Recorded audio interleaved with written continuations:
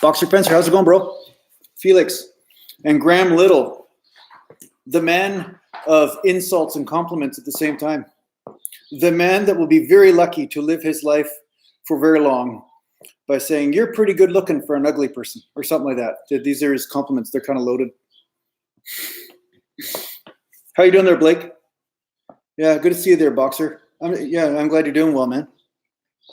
Yeah, I figured I did a little bit of a gaming video yesterday, so I'm not getting much views on that because people, all they want to do is see biceps and shit, and all that, so mainly my work is not changing. Like, this channel is going to be the same. I'm going to talk about bodybuilding, talk about fitness, and be an idiot like I usually am. So I'll be interlacing different things like I always do, just to change things up. But I will be sticking to the theme. I'm not going to change this into a gaming channel by any means. But I do like playing games with some of you. A couple of guys jumped online from the YouTube channel yesterday, so I had a pretty good time.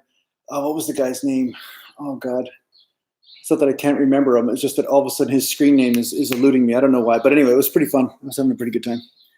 Hey there, Kaizen from Australia. Nice, man. Good to have Australian people here, man. They're good dudes and dudettes. And Felix, yeah, no, it's just the webcam. That's why I'm barely fitting in the camera. But yeah, it's like whatever. Just I'll create the Instagram, illusion, right? Just try to increase the saturation or something that'll make me look like I'm a real bodybuilder or something. Hey, Rudy, and yeah, greetings from LA. Nice. Toronto Raptors. You know what? I don't follow basketball. I'm 5'8", so basketball players are just basically like looking at something I can never achieve. But I liked basketball in high school, but I never played because a lot of times at my high school, the gym teachers would just overlook you just if you were shorter. So they were kind of bastards that way. They would just like say, "Oh, you're short, so screw it. Don't even play basketball." Although I like playing basketball outside, like with my friends all the time. I used to always play. But yeah, I don't follow basketball. I follow hockey, man. I'm a Canadian, and hockey is just a much more exciting game. I find basketball is just back and forth as much as hockey. It's like there's a lot more to it in a lot of ways. Now, I'm not, I'll probably get a lot of hate for this because, if you're into basketball and you know all the subtleties of the game, it's a lot more interesting to watch. And because I never played basketball competitively, it probably wouldn't be as interesting to me as, say, somebody that did. So, I understand that. But hockey, it's like I'm so into all the subtleties of how to move the puck and taking the puck off the skate and all these things these guys do at such high velocities. I totally can appreciate the skill set involved in that. So, yeah, that's why I like hockey. So hockey, I mean, we've got some American teams going at it right now, Boston Bruins and St. Louis Blues, man. So, yeah, that's what I'm watching. I'm watching the highlights on that.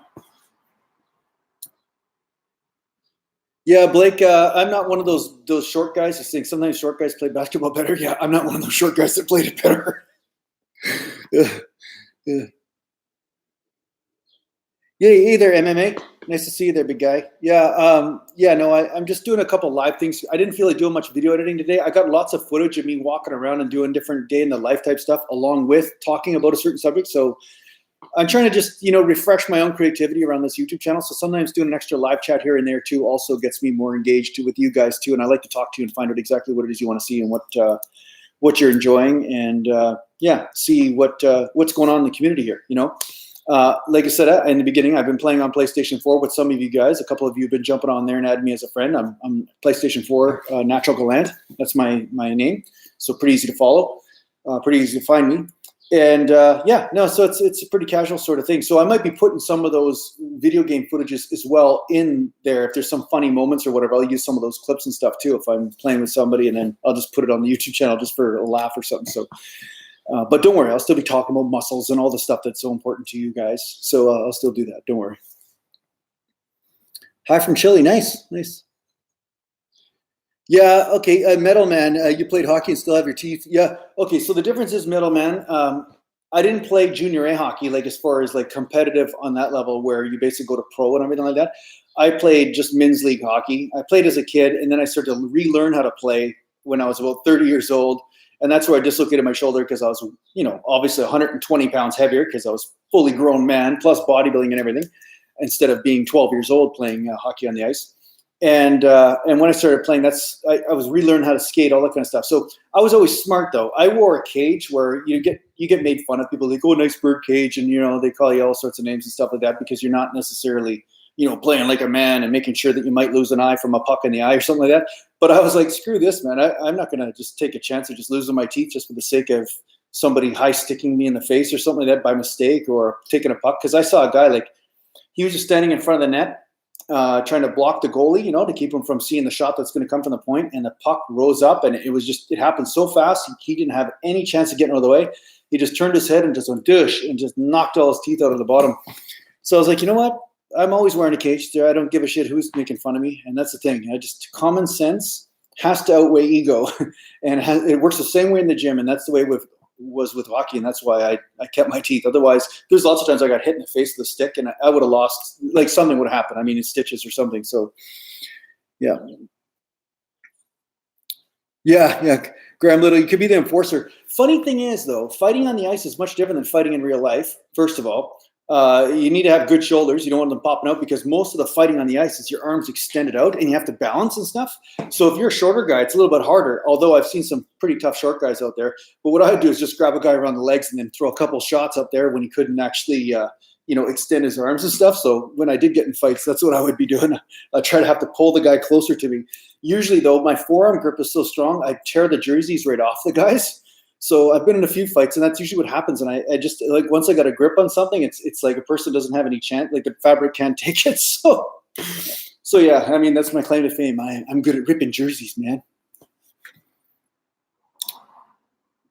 Okay, so MJ, what's your opinion on veganism and its application of bodybuilding? I like your training philosophy, by the way, callous principle all the way. Yeah, MJ, I've never been a vegetarian type. I think vegetarian or veganism or whatever, for a lot of people that are actually buying into that lifestyle aren't really into it long enough to see the side effects. But you are seeing these videos that come up from a person saying, I went vegan and it ruined my health and all that kind of stuff. Look that up. You'll see a lot of different testimonies where people, they started getting deficiencies in different vitamins, different things were going on with them. And if that's happening, then obviously it's not going to be the best for bodybuilding. Now, that doesn't mean that somebody that's part vegetarian or maybe finds the right foods that work for them, maybe it is the best thing. So I'm not against it. I'm just saying, again, it boils down to your blood type. It boils down to your genetics, your ancestry.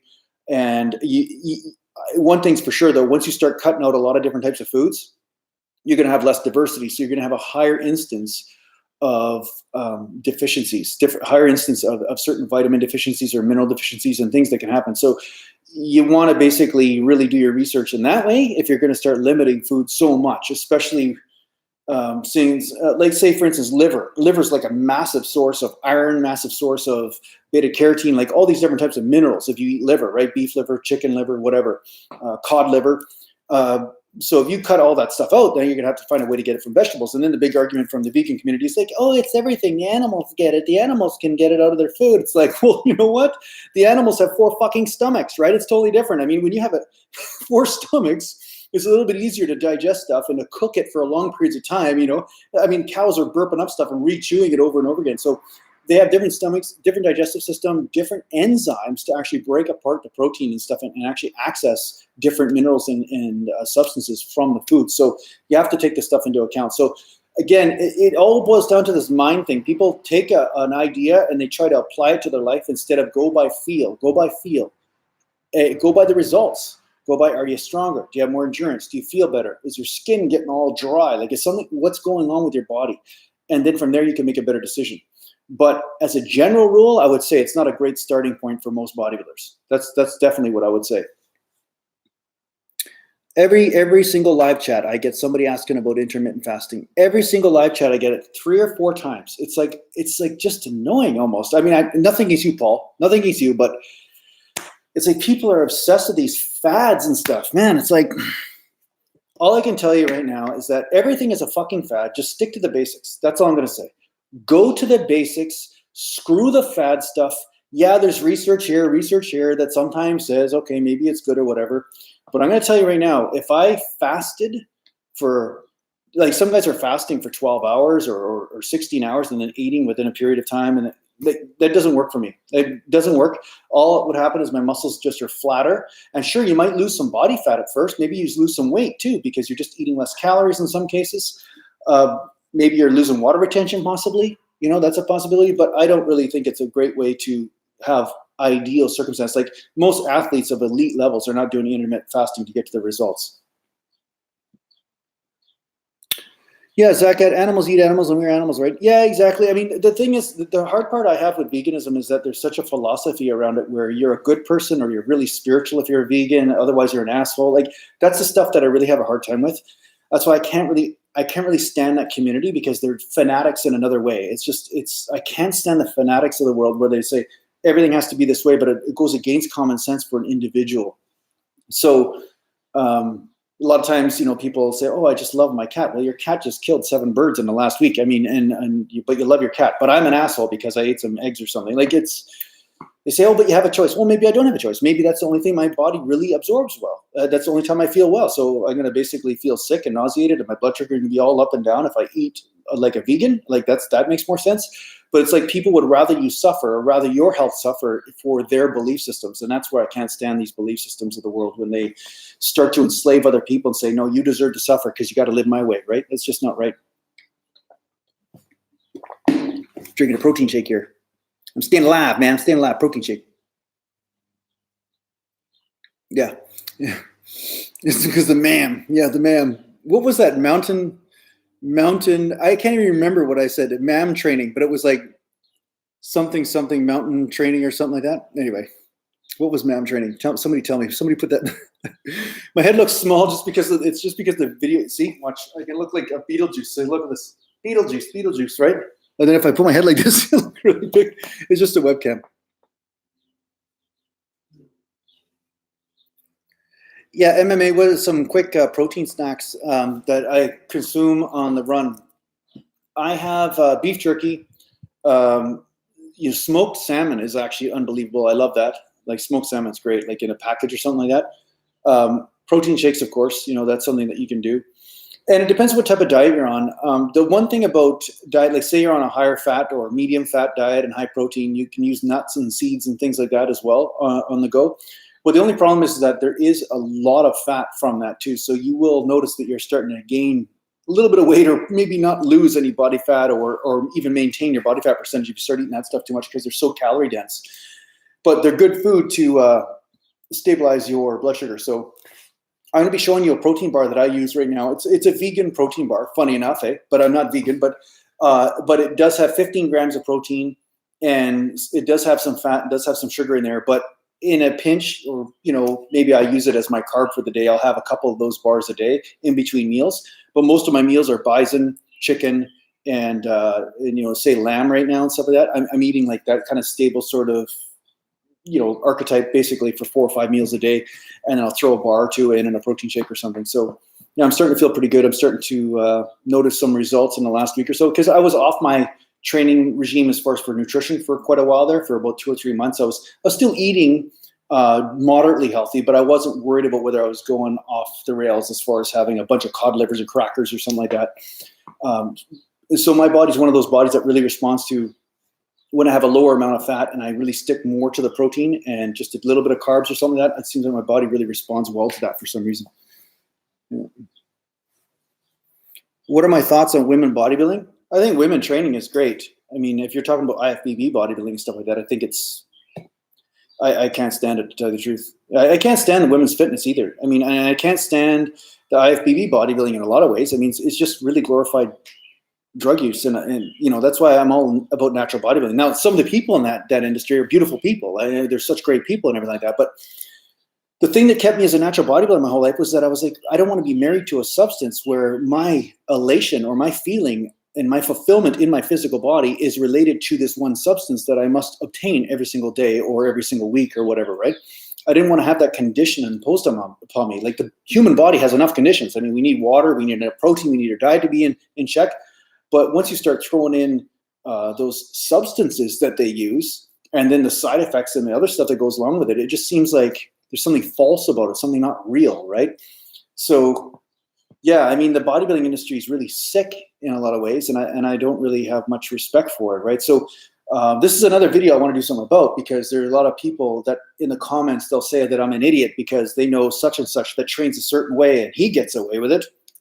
Meanwhile, that guy is all full of drugs and whatever else. And then they're like, oh, why don't you train that way? That guy can do it. You're just an idiot, Jason. Why aren't you training like that? And I'm thinking, well, first of all, you're not listening to my philosophy. My philosophy has to do with understanding you have to train your way, the way that's right for your body. I mean, I could try to be an 8-foot tall guy all day long, but I'm not, right? I could try to put myself on the rack and stretch myself out and everything, but all that's going to happen is I'm going to paralyze myself or hurt myself, right? So you have to understand your own nature and the own nature of your body, your own genetics, and work with that, not work against it by just basically destroying it because it's not like this person or that person, right? I mean, some guy might be able to bench press 600 pounds, but then you put the wrong person under 600 pounds of body weight, they're going to tear every muscle and every joint in their body up to pieces, right? So that's obviously not going to be the best way for them to train. So I know that's an extreme circumstance, but now give them a 1 rep type of workout program like this other person does, and say their body just doesn't have the joint integrity that the other person does. Maybe their lever arms are different. Maybe their muscles are attached in different parts of the joint. So the stress on their joints for the same amount of intensity is exponential compared to this other person. So things that people oversimplify training. They're oversimplifying it so much, and then they're trying to do what somebody else is doing, and then they're hurting themselves, and then they're like, well, what doesn't make sense? Well, welcome to my journey, my friend. I mean, I was like that when I was 18 years old. I'd be like, oh, this person power lifts, this person does this, and they're doing 1 reps all the time. I can do it. So I would do it, and then I'd injure myself, or I'd be all tweaked up, or I'd get no results, and I'd feel like crap all the time. And I'm like, geez, what's going on here? And I had the blessing of not having social media at the time, just magazines and stuff. And I'd say, okay, let's find out what works. And then I found out what works. And what works is not necessarily what works for this one person. Like, don't do your training program based on what works for the 1%. Do your training program, at least if you're going to start, of what works for about 60 to 70% of people. And then from there, cater it. And maybe you are one of those 1% in a different way. But don't start by trying to emulate some idiot on the internet that's like a human pharmaceutical company. You know what I mean? Yeah.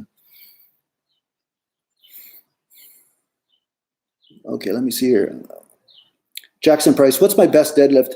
I never did deadlifts on the floor that much, Jackson, because I always found that and I know it sounds like a cop-out, but I was never built for it. If you look at my arms are short in comparison to my body. Like, it doesn't look like that here with the webcam, but they're not. They don't hang down as low as, say, somebody else. Plus, I got long femurs, so I have to bend over like this in order to get to the floor, right? And if I bend my knees, then my back rounds because the way my hip joints are. So it's just basically deadlifting from the floor is a recipe for injury for me.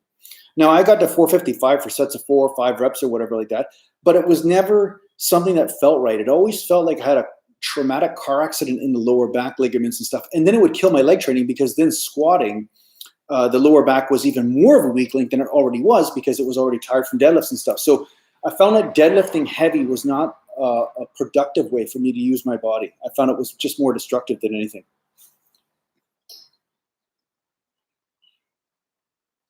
Graham Little, I tried vegan protein shakes. Like I said, I tried that shit. And basically the problem is there's certain protein shakes that are like vegan and stuff, and they just don't digest the same. It's just, you can't argue with that. I mean, some stuff it's like nice for, but again, it boils down to this idealism people have. I have an idea, so let's just make it work because it fits my idea. Like, I have a religion around something, so let's make some product that isn't necessarily the best, but let's make the product based on fitting your conditions you have around eating. And that's exactly why some people go to the vegan stuff. It doesn't mean it's better. I'll tell you that, because I've had some of the stuff and some of it's absolute shit. I mean, it just basically, it causes stomach upset, sharp pains in the intestinal tract, gas constantly.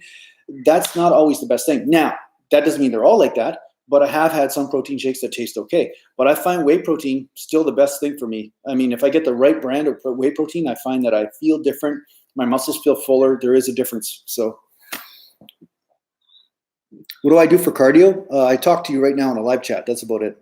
For cardio, I never really did a lot of cardio when it came down to competing. I did periods of time where I trained for half an hour on the bike or 45 minutes or something like that of nice, easy cardio. But I found that weight training, I was better off doing weight training and just sticking to my diet, making sure my diet was right, but constantly weight training, whether it's higher reps or lower reps or something like that.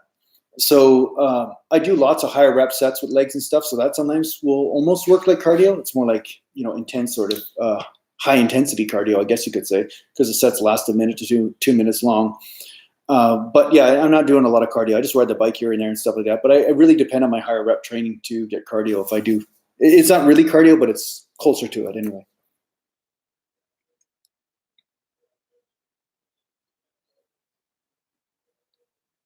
Okay, do you think kneeling overhead press or seated overhead press, no bench support, is a good alternative to standing overhead press? Okay, standing overhead press is going to be different than seated overhead press right away. Second of all, if you are seated, make sure you're seated on a bench that has a back or a platform you can lean up against. Because if you're sitting like this and your ass is on a pad, your spine is going to take a super beating, because usually you have the springiness of the knees, you see, to basically take the weight, and it takes some of that pressure off the spine. But if you lean on the spine like this and there's nowhere for it to go and you're doing shoulder presses and there's no backrest or anything for you to lean up against, what's going to happen is your weight has to come like this and like this, right? In front. And it's going to basically try to pull you forward and stuff like that. And there's a very strong possibility you'll tweak your spine somehow if it has to all of a sudden adjust or maneuver or whatever. It's a very dangerous movement if you don't have a backrest. So that's first thing.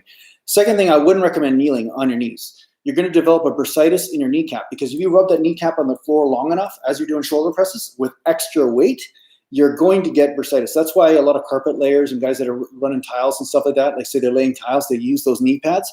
Well, because they get bursitis a lot of times from kneeling on the knees all the time, and they inflame up those tendons and stuff. So I wouldn't recommend that. So if you're going to do it, do seated. Seated is totally different than overhead though, because, and I'm not saying overhead is better, okay? Just listen to me. Seated is actually better for shoulder development in a lot of ways, because you can just concentrate on the shoulder sitting failure. But when you're standing, you have to balance, right? So there's lots of other muscles involved, which is still good, but for different reasons. And at the same time, when you're pressing, you'll have to press, and then you have to balance the weight, right? So the weight has to come above the head, which is going to involve a little bit more trap and a little bit less delt. So it's just going to be a different movement, right? AJ Rodriguez, how's it going, brother? Yeah, love the channel and Instagram page. Longtime fan, nice. Yeah, I don't have a lot of stuff on Instagram. I'm putting more stuff on Instagram, but basically Instagram is more like a gateway for people to find my YouTube channel. So I'll do little clips on Instagram, but not a lot, just once a day or something like that. But I'm trying to bring more people to YouTube, so they can see the whole story, the context of what it is I'm posting. Because if you just post a clip of you training, all you do is just get hate all day or misunderstanding of what the hell it is you're doing, right? So.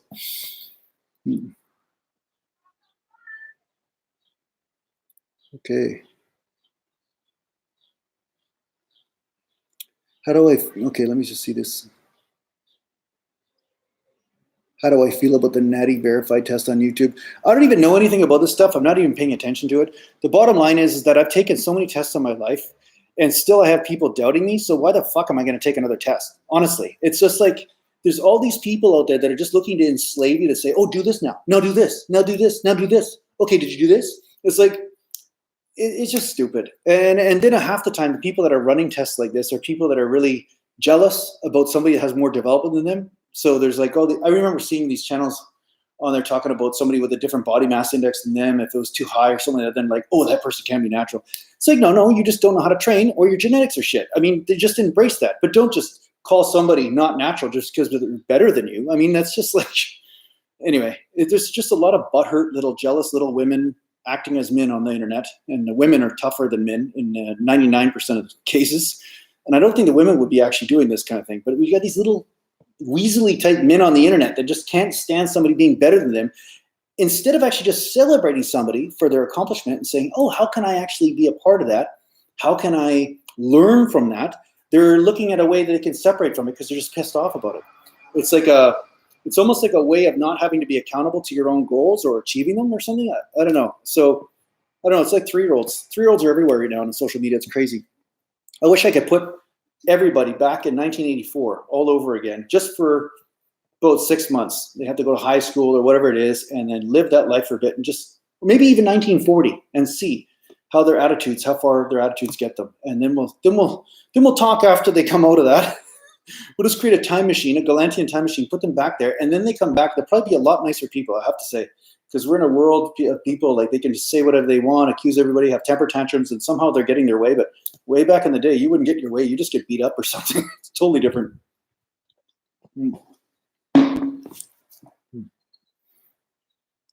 Matthias Hulk asks, what's my best bench press? My best bench when my shoulder was good before I dislocated in hockey and stuff was 440. Basically, I did 425 extremely easy. I was positive I could get 440. So 425 is basically what I did. So, yeah.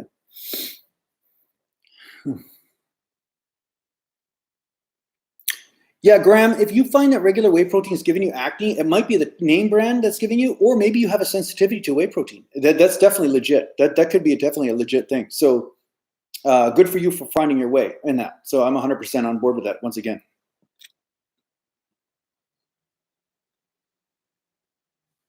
At what point did you start lifting heavier weights than the average drug user?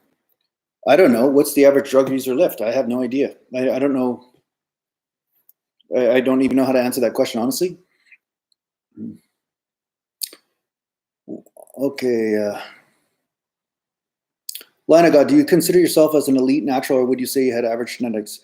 Lion, at say at my peak or whatever, I would say I had elite genetics, like pretty high level of genetics. Not the best genetics, but for bodybuilding, I had the right shape and proportion for bodybuilding, and I held, I guess, fat in the right places or whatever. I had the right insertions, like my biceps were low, my lats were low, like I had the right sweep of my quads, and I had good hamstring development. So I had a really good genetic potential that way.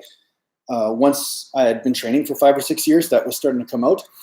So would I say I had good genetics for shape and stuff? I had really, really good genetics. Yeah. I mean, I'm not going to lie about that. So that's one of the reasons why I was at a higher level. I'm not saying it was because I was just training smarter than everybody else, but what I did do was that I learned how to work with those genetics and train the way that I needed to in order to enhance that, right? And it helped having a twin brother, right? Him basically seeing what worked for him and what worked for me. We both learned from each other that way.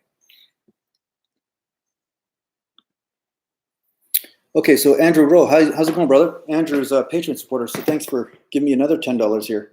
And YouTube takes 40% of his patrons. But anyway, so been trying partial reps, just experimenting. For example, bench, I've been trying partial rep method, similar to how you do your, my chest burns like crazy fast because my reps in half from say 14 reps to 6. Okay, so yeah, I mean, I've never looked at. It's funny when people say partial reps. I always correct people. I'm doing full reps. That's what I say. I do full reps, but this is what my full rep looks like. If I do a rep from here and then go like this is all shoulder. I mean, even if I'm benching, I'm laying on my back and I go ding and then now it's all shoulder. So I'm thinking, why do I want my shoulder to hit fatigue when my shoulders are already my strong body part? They're already one of my strongest body parts. So why do I want them to get bigger, right? So what my point is when I'm training, and I've had to really, hone this down, especially since dislocating the shoulder and this and that, and the shoulder sliding forward and back in the joint. I've had to really make sure that when I hit my chest, it's like I'm feeling that tension on the chest. But as soon as I start to feel it leave, then I come back down again. And that might look really short range of motion for some people, but I also have short arms. So everything I do looks like short range of motion. It doesn't matter what I do. It looks like short range of motion, right? So I just have that kind of look, right? I'm like Tyrion Lannister, I guess. I'm built like him. I wish I had that kind of gold, though. Anyway. Best advice for loose shoulders? Warm up. Best advice for loose shoulders is also to not to train haphazardly when you go in the gym. Like as far as like a guy that can do 1 rep maxes or 5 rep maxes and stuff like that in the gym, when he has stable shoulders, like say like we're talking about rotator cuff tear, labrum tear, whatever. Say he doesn't have that going on, he's not going to be as accountable to injury. He's not going to get injuries as easily, right? So the more unstable an area is, the more likely you'll get an injury if you're not warmed up properly or if you're doing too extreme a weight. So the more unstable your joint is, the more careful you're going to have to be to make sure the body knows exactly which order for the muscles to fire and how to fire them and everything. And it's not going to be as good as dealing with all of a sudden, changes in balance and stuff like that. So if you have really unstable shoulders, besides doing rotator cuff injuries and things like that, also warm up and stick to a little bit higher rep ranges than, say, somebody that has perfectly stable shoulders. Jason, how can you tell if you have competitive genetics? I'd say if you win or not would be a good sign. I won the first show I ever went in, and then I won the second show I ever went in, and then I won the third show I ever went in, and then I won the fourth show I ever went in. So that was kind of showing me that there was something going on, right?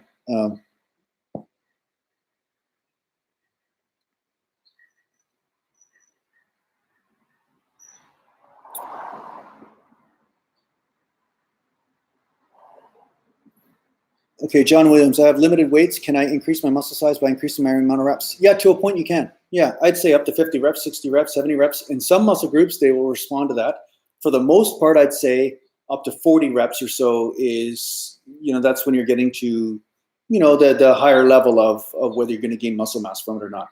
Of course, it helps to mix up the rep ranges because I've talked about mixing up the rep ranges to hit different muscle fibers. If you're just hitting one muscle fiber type as opposed to another, you're going to be limited, right? So it's just like angles, right? If you just hit the muscle from one angle, you're going to be limited. So you want to hit from as many different angles, hit as many different muscle fibers as you can, and that's going to help you build more muscle. So yeah, can you gain some muscle? Yes, you can, but you will find that there may be some body parts where there's a point of diminishing return. That's all.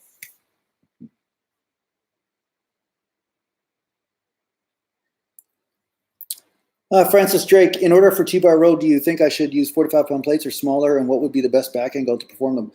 I would say it's different for each person. It depends on how long your arms are, depends how tall you are, depends on the angle that you're leaning over at, depends on your proportions, like the ratio of legs back and how, when your hips get in the way and all that kind of stuff. If you want, you can use 25-pound plates or 35-pound plates. It doesn't mean that you naturally need to touch those plates to your chest. Like I said, if you see me do bent over rows, like watch my videos on bent over rows, I don't touch my stomach with the bar. Although I've seen some bodybuilders do it and they get a lot of development from it, but I don't. It doesn't fire my back anymore. When I pull up higher, then all of a sudden I have to actually round the upper back and I start to bring in upper delt. But I don't bring in any more back to do that. Now, if you're one of those people that does bring in more back, then yeah, maybe you do need to use lighter plates.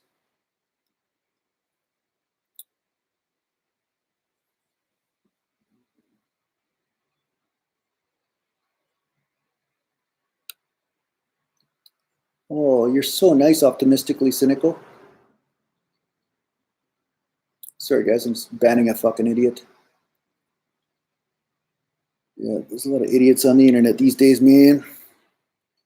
Jason, how did I tear my bicep?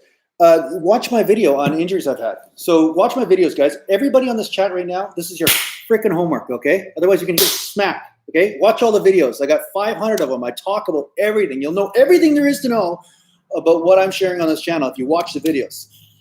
So I don't want to make a new video every week of the same damn subject, just so you know. I mean, I can do that because there's always somebody who comes on here and asks the same question over and over again. But that said, a chiropractor did it.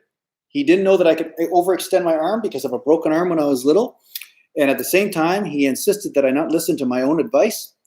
And I told him, I said, it doesn't feel good to lock the arm out as you're yanking on my arm. He goes, no, you got to lock it while I do this strength test on you.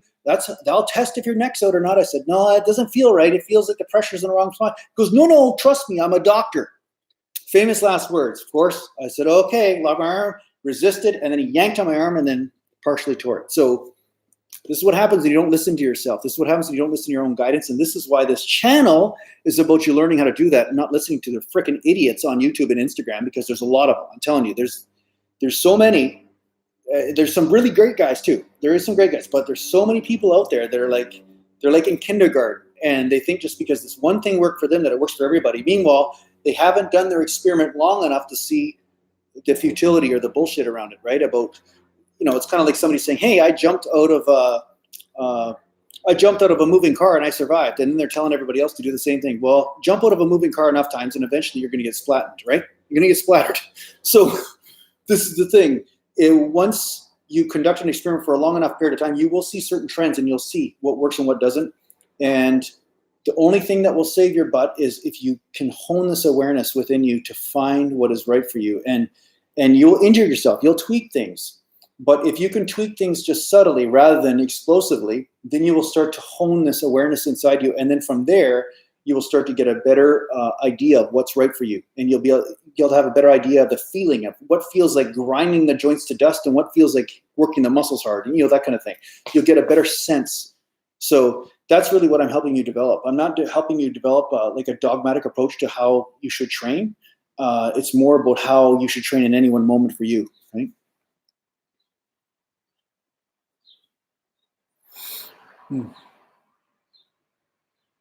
Frankie D, 1984. Most of them wouldn't cope. Yeah, a lot of people wouldn't cope. I'm telling you, it was a different time. It was a nicer time in some ways and a horrible time in other ways. But it was at least you felt like you were free when you were free, but sometimes freedom's scary too, because, you know, you walk down a dark road. And I remember one time I was walking home. I was about 17 years old at the time. And I had my jacket on, my team jacket, and it was pretty scary actually as a kid, right? You're just walking home by yourself, and then this like 20-year-old dude like just comes out of nowhere, and he's like long hair, big, you know, jean jacket, you know, much bigger than I was, and he goes, "Hey man, nice jacket." And I'm like, "Yeah, thanks." And he goes, "No, give me your jacket," right? And he was just basically gonna mug me for my jacket. I was like, "You want my fucking jacket?" And then I just had a spurt of adrenaline. Like, you know, just the fear went through me. But at the same time, I was like, okay, I'm going to have to fight here. Because this guy's, you know, once he takes my jacket, who knows what else he wants? Like your wallet, your money, like whatever. Like, so I just took my jacket off. I had a tank top on underneath. And I had just started training. I've been training for a couple of years at that point. And then he looked at me. It was the funniest thing. He looked at me like, "Hey, man, you some kind of athlete or something?" And I said, "Yeah." I said, you want my jacket?" I said, "You come fucking get it," right? And I went like that. And I was ready just to you know, work for my life there, right? So my cat's scratching. My cat's getting excited about the story.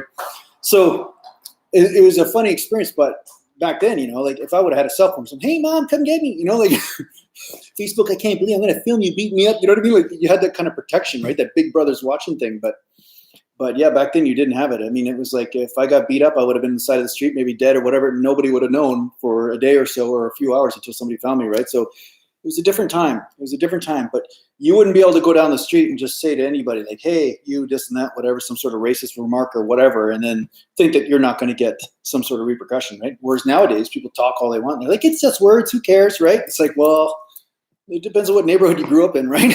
So, and what time. Right? This is a protected generation, you know. Sergio, I'm 45. Sergio, are you asking because you're going to send me a birthday present? Because I have a lot of people that seem to be interested in how old I am, but they never ask me when my birthday is, and they never ask me what my address is, like my P.O. box number or something like that, to send me a gift. So that's the new rule. If you're going to ask me my age, you need to send me a very expensive gift, something elaborate actually, diamonds, jewels, Rolexes, cars, whatever it is. Send it soon. And then I will tell you my age next year in case you forget this year. That would be so funny. That would be so funny. That would be so hilarious. Like go to the PO box and I'd be like Casey Neistat. And I got like so many things in there. I can't even take them home every day. It's like just probably toilet paper and used underwear and whatever else people.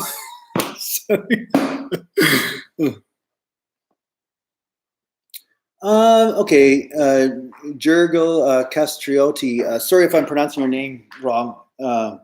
Okay, he's saying, please reply. From your experience, when is it late to start building muscle? There has been studies where 70 or 80-year-old people have been working out and gained muscle and gained strength and benefited from weight training. So I don't think it's ever too late. If you want to be a professional bodybuilder, then it might be a little bit too late to start in your 30s. You know what I'm saying? Because you know, it takes a long time to develop the maturity around muscle and stuff like that, especially as a natural bodybuilder. I'm not talking about natural bodybuilder. You know, I'm not talking about you destroying your body with substances like these unnatural people do. But yeah, I'd say in your 30s, it'd be a bit too late to start to be competitive at a high elite level, although there have been some people that have done so. If they have athletic backgrounds in other ways, they sometimes have developed muscle that way that also transfers over to bodybuilding. So there are some exceptions to the rule as well.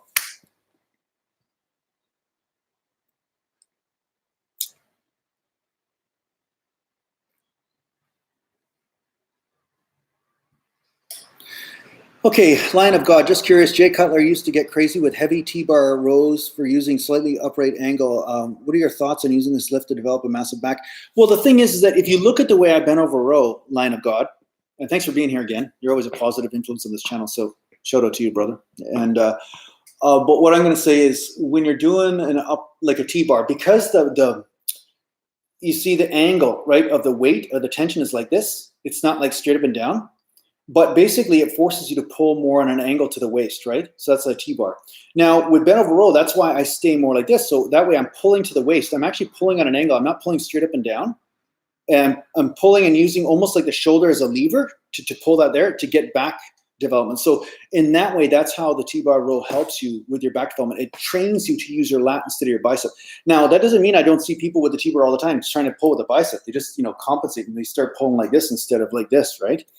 But yeah, it can be a good one. I never really liked it that much because sometimes I found that I was almost pulled over kind of weird with it because at the time when I was first starting using that exercise, I felt the need to bend over too much. I also felt that I didn't like the narrow grip. I like to have the hands go to the sides more. That seemed to be right. If my hands are in like this, I start to get delts and start to get internal rotation, which is getting my subscapularis and stuff, and I didn't really like that too much. Do I drink beer? No, I don't drink beer, although I like the taste of it. What's my opinion on creatine? It's great. It's pretty good. It makes me retain water, so I don't use it, especially if I'm trying to find out what my body fat percentage is. Celtic Pride, free your mind, go away. He's saying somebody, soy, go away. Okay. Okay, I'm just going to scroll up here because I've been missing a lot of you guys' comments, so trust me, I'll try to get around to them as much as I can. But right now, if you guys want to get a shirt, just go to naturalgallantbodybuilding.com and you can get a shirt if you want. I make about $2 a shirt, just so you know, just for full disclosure here. Not a lot of money, but if you want a shirt, if you want to support me on Patreon. There are some people on Patreon I want to shout out here. Let me get my phone here. Garrison buys one, so thanks Garrison for constantly supporting my channel. He's been supporting my channel, I think it's probably a couple of years now. And even if I'm not super consistent with these live chats, he still supports me. So great guy, Garrison. So thanks a lot. I really appreciate it. And he's been a real joy to have around here. And we got Blair and Jen from Nova Scotia. So shout out to you guys if you guys are tuning into this at some point. And there's a lot of people that that benefit from this content, even if they don't realize it. Even the guys that I'm arguing with. So I just want to say to you, and I mean, I'm not trying to miss anybody here. It's just that I can't access anything on this thing.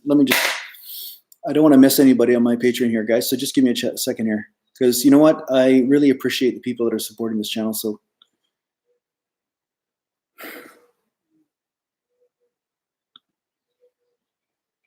So yeah, I mean, the thing is, a lot of you guys are benefiting from this information, even if you don't even realize it. Sometimes you're the very people that are arguing with me about a lot of things. But as I said to Andrew Rowe, like thanks to him and Philip Coppedge and even Stuart Crook and Vincenzo, like people that haven't been around for a while, but they were supporting me before. So thanks a lot for that. And Peter Gacali. I don't have a lot of Patreon supporters on this channel, but the fact is just a few of them, it does help me be able to make this stuff. And as you guys can see, I don't get a lot of donations or anything like that. So this isn't really a sustaining endeavor for me, but at the same time, it's a creative endeavor, and in that way it's sustaining. So I'm glad that I can help a few of you out. And I know in time you will realize that I am helping you, even if you hate me right from the beginning. So even if it's just my video game footage and how great it is, yeah. I'll teach you how to just be a better video gamer at some point. I don't know if it'll be bodybuilding forever, so we'll see. So Tom Dorset is saying, what are my thoughts on TRT? If you watch any of my live chats, if you've watched any of my stuff before, Tom, you know the answer to that. I don't agree with TRT. If you have a super health condition and somehow, no matter what, you just can't get over it, and you're just convinced that your testosterone is the source of all your freaking problems, then fine, go ahead. But from my deep work on the meditation stuff and the work that I do, I would say that everything is a side effect of something else, and usually it comes directly from within. So I'd say work on that stuff first. And if your testosterone level is not at a certain level, perhaps it's a deficiency of some sort. Maybe it's a mineral thing. Maybe it's a diet thing. Maybe it's a lifestyle thing. I'd say look at that stuff first before you start just taking something to mask something else that's a bigger issue that's going on. Can't tell you how many times in my life I've seen somebody say, oh, geez, I got a headache all the time. Oh, what's wrong? I got a headache. Meanwhile, they got just trigger points in their neck. Or they're getting drunk all the time and then using Viagra at night because they want to go get laid after getting drunk. And basically they're like, oh, I don't know why my neck is tight or something. Like maybe they're dehydrated from whatever lifestyle choices they're making. That's my point. I'm not saying Viagra causes that. I'm just saying, like, don't take something to compensate for something else when you might be causing your own issue. And it's just easier to stop causing your own black eye. Just stop punching yourself. And then from there, see what happens, right? So a lot of people cause their own problems. So finding out how you cause your own problem is the first and foremost thing you should be doing. And sometimes it happens through training, sometimes it happens through diet, sometimes it happens through lifestyle choice. Like say you're stressed out all the time. People are stressed out all the time. We know that cortisol levels go up if you're stressed out, right? So if cortisol levels are going up, obviously your testosterone levels are going to respond to that. Everything in your body is going to respond to that. So find out how to deal with your stress. What's going on with the stress? What point of view are you holding on to that's continuing the stress? Is there something you can do to alleviate that in some way? You know, these are things to really consider. Find out what toxic foods you're eating. Like I talked to a guy on PlayStation the other night. I was playing on there and this guy says, hey, I really need to tune into your channel, man. I got to tune into your channel. He's from Oregon. So shout out to him. And he was like, saying, man, I gotta really get in shape, you know? And I'm like, I gotta, you know, and then what was he said? He said something about he likes to use drugs and he likes to drink and he likes to eat pizza and stuff. And I'm like, well, listen, I mean, if you want to do all those things, they go in direct opposition to this thing. You say you want to have leaner body fat levels, you want to be healthy, you want to be like an athlete like you were in high school again, but yet you want to continue doing this stuff. You got to choose. Otherwise, you're just creating conflict. It's like a tug of war, right? And at some point, something's going to snap. So that's the thing. Find out how you're causing your issue, then correct that first before just leaping into the easy way, because everybody wants the easy way. They just want to take a pill and then everything's fixed, right? And that's the problem with the fitness industry right now. It's promoted this BS around, oh, you take this and then boom, there you go, right? It's like, that's not going to heal you long term. It will be a short-term solution, and then at some point there will be a side effect to that, and then you'll have to fix that, right? What are some foods you eat every day that you know are great for bodybuilding? Well, you know, just the standard stuff, their crime scheme. I eat, you know, the chicken breasts. I try to eat wild meat as much as I can. Like I never touch like farm salmon. I won't touch that crap with a 10-foot pole. I like tuna, even though, yeah, tuna has toxicity. Everything has toxicity in it, that's the thing. But I do have some teas in the backyard. Shout out to Garrison Bay, you know, talked about the lemon balm and stuff like that. I have lemon balm, and I'm going to make a video on this, a tea that I make. There's some thyme in it, lemon balm, and some bay leaves. Not bay leaf, sorry, not bay leaf. Although I do bay leaf tea once in a while. What is the last one? Sage. Sage is the last one. So I do that, and yeah, I mean, it's pretty much it. And I mean, I eat some green vegetables and stuff, like some zucchinis or some broccoli and stuff. I mix that in with the meat and stuff. But that's about it. I mean, and I'll eat cod livers and I'll eat liver and organ meats from time to time because there is stuff in those organ meats. They have way more nutrition in them than, say, it's a standard muscle type meat that you get from animals or whatever, right? So I'll eat that stuff too. But yeah, bone broths and soups and stuff are actually supposed to be extremely healthy. So once in a while, I'll throw those down too. Have I ever seen any of Leroy Colbert's videos? A long time ago when he was putting them up before he passed, yeah. I saw a couple of them, I think, yeah, where he was talking. Do I think that tricep kickbacks laying on an incline bench are good for developing the tricep head, long head? I think they're okay. You know, a lot of times I found with kickbacks, I hit a lot of rear delt at the same time because you have to isometrically hold that up. And so my rear delts get fatigued more than my triceps, although my triceps do get some work. But I found it wasn't the best way to hit my triceps as the primary thing, although I got some tricep development from it.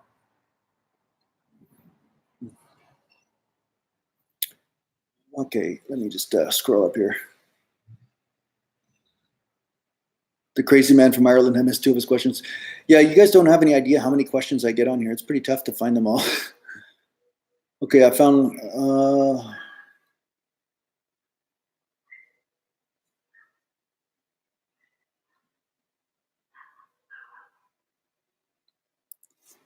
Nicholas Myers, have I ever trained with a percentage-based system of progressive resistance plus volume, and what did you do? I didn't do it that way. I was more instinctual. I basically would use different rep ranges as my failure sort of thing, and I basically developed my own system. Honestly, it's just, that's what I did. I knew that if I was, okay, I'm doing rep ranges of 4 reps or 5 reps or 6 reps, and that's failure reps for these sets. And I'm doing 4 or 5 sets like that. And then I knew how my body responded. And then I did a next workout and I did that again. And I did it again for a few workouts. And I noticed my strength started going down. I'm like, okay, obviously there's something off here. So let's tweak it. So I do a 4 or 5 rep day. Then I do a 15 or 20 rep day. And then boom, accidentally, when I came around to 4 or 5 reps again, I was stronger. I could use more weight for the same thing. So I was like, okay, maybe I'm onto something. So then I continued to work like that instinctually and go by feel based on certain reps would hit certain muscle fiber types, but I never went on percentages. And honestly, again, these are just attempts to specify what you should be doing, but it'll be different for each person. In the end, the feeling is going to be the secret. The feeling is going to be the one thing that is going to teach you. Like, if you know that you're so sore, like you're ripped apart, broken apart and everything, and then you're going to go do a heavy set, it's probably not the best day to do it. It's either a day off day or a lighter weight day. So you start to get a feel for different types of trauma in your body and be able to actually make decisions based on that.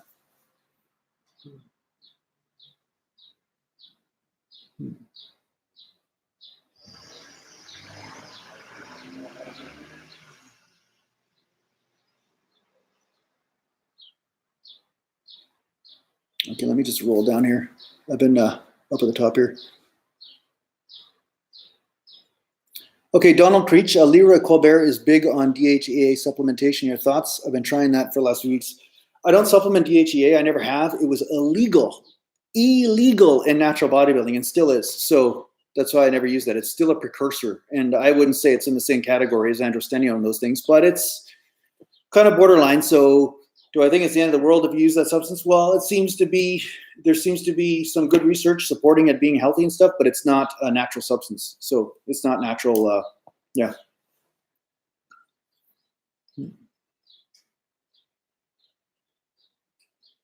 Middleman, did I ever buy into the Bowflex fad? No. It always felt weird. Like the tension felt weird. A friend of mine when I was a kid had one of those and it just felt off. It felt like all the tension was at the top and there was no tension at the bottom. It was just, yeah, it didn't really make sense to me. Now, I think that sometimes the elastic type tension, and some people are using elastics on top of the weights as well, but I never found that it was as effective to activate the muscles because the torque curve was different than what was natural, I think.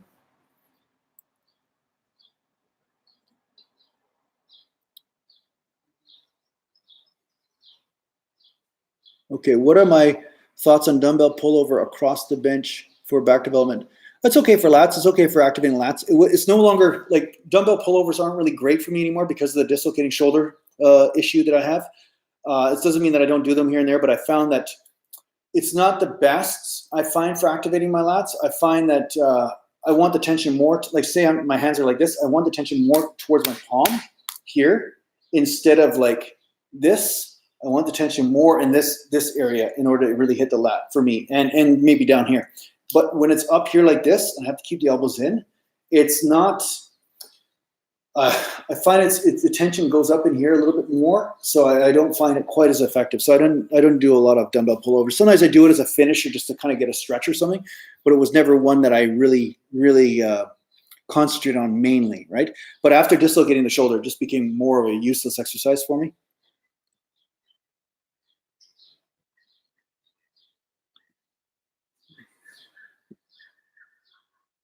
I'm 53. You inspire me. I watch your videos before I go work out. Thanks for all your knowledge and sharing all the tips from Pittsburgh, Pennsylvania. Nice.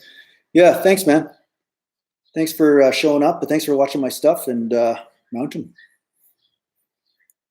Okay, Balumi, do you have any experience with muscle memory? I've been fasting for the month of Ramadan and lost a significant amount of muscle mass. My bench is so much weaker now. So you think I've been 45 years on this planet, but training over 30 years, and you think I don't have any experience with muscle memory? Come on, man. You've heard here that I've had a few injuries, right? But you've been tuning into the channel the whole time? I'm going to actually wait till you answer. I'm going to interact with you rather than just that. Did you listen to anything that I've said earlier? I just like it when you guys listen to me, right? So it makes it feel like it's more of a conversation rather than me just throwing information at you constantly.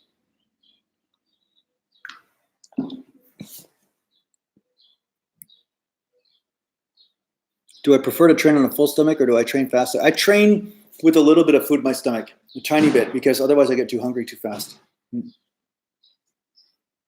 Oh, Bloomy, okay, you just tuned in. Okay, have you seen any of my other videos there, buddy? Okay, you know my injury, right? So you know that if I had a really extreme injury, you know that I wouldn't have been able to train during that time, right? Let's use some logic here. I'm teaching you logic thinking here. So I'm getting rid of idiots. Robin, you're funny.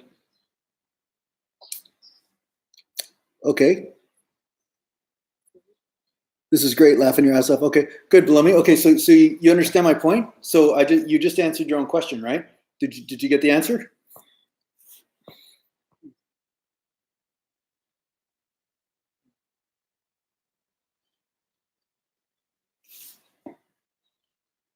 So I'm just going to ban somebody that's kind of being an idiot. All right.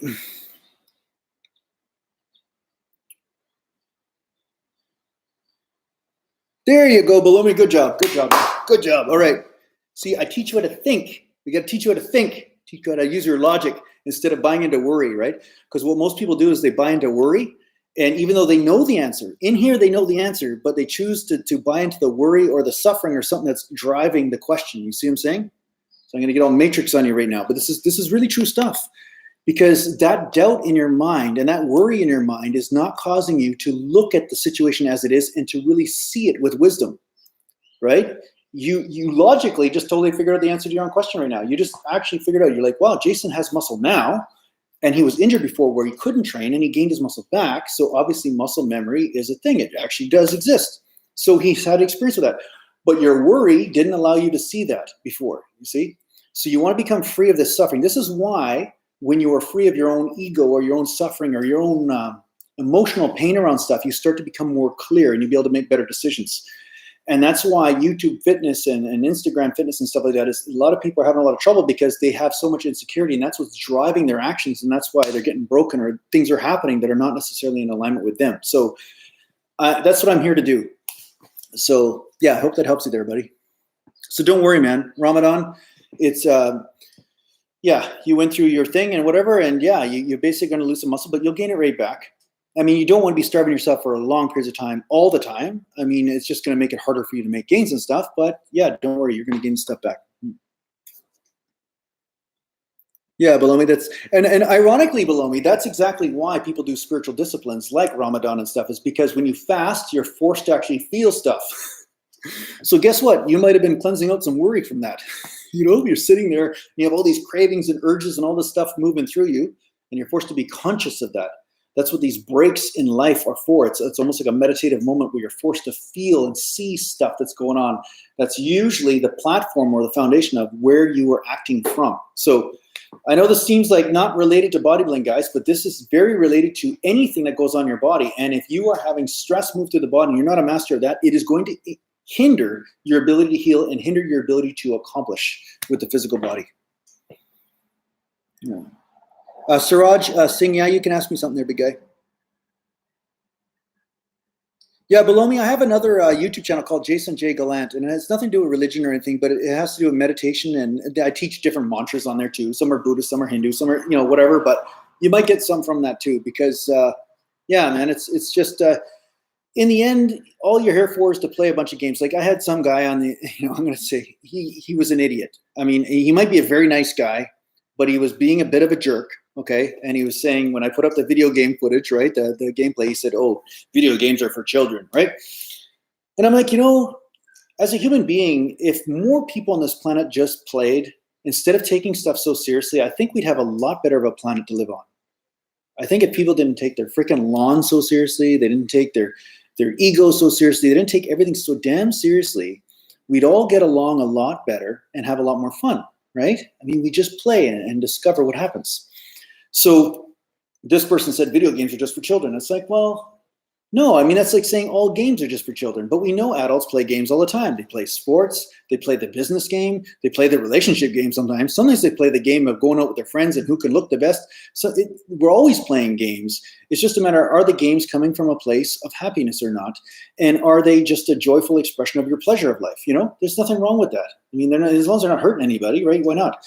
So, but the thing is, a lot of times people are stuck in their own game of suffering and that they want to play, and they're trying to force everybody else to suffer with them. And that's the thing. So yeah, I mean, enjoy your life, enjoy this bodybuilding game, enjoy it, find a way to enjoy it. Don't find a way to get it to shackle you up in a basement or a dungeon somewhere and just suffer every day, because that will cause your life to be nothing but a gray, depressing experience. I've been there.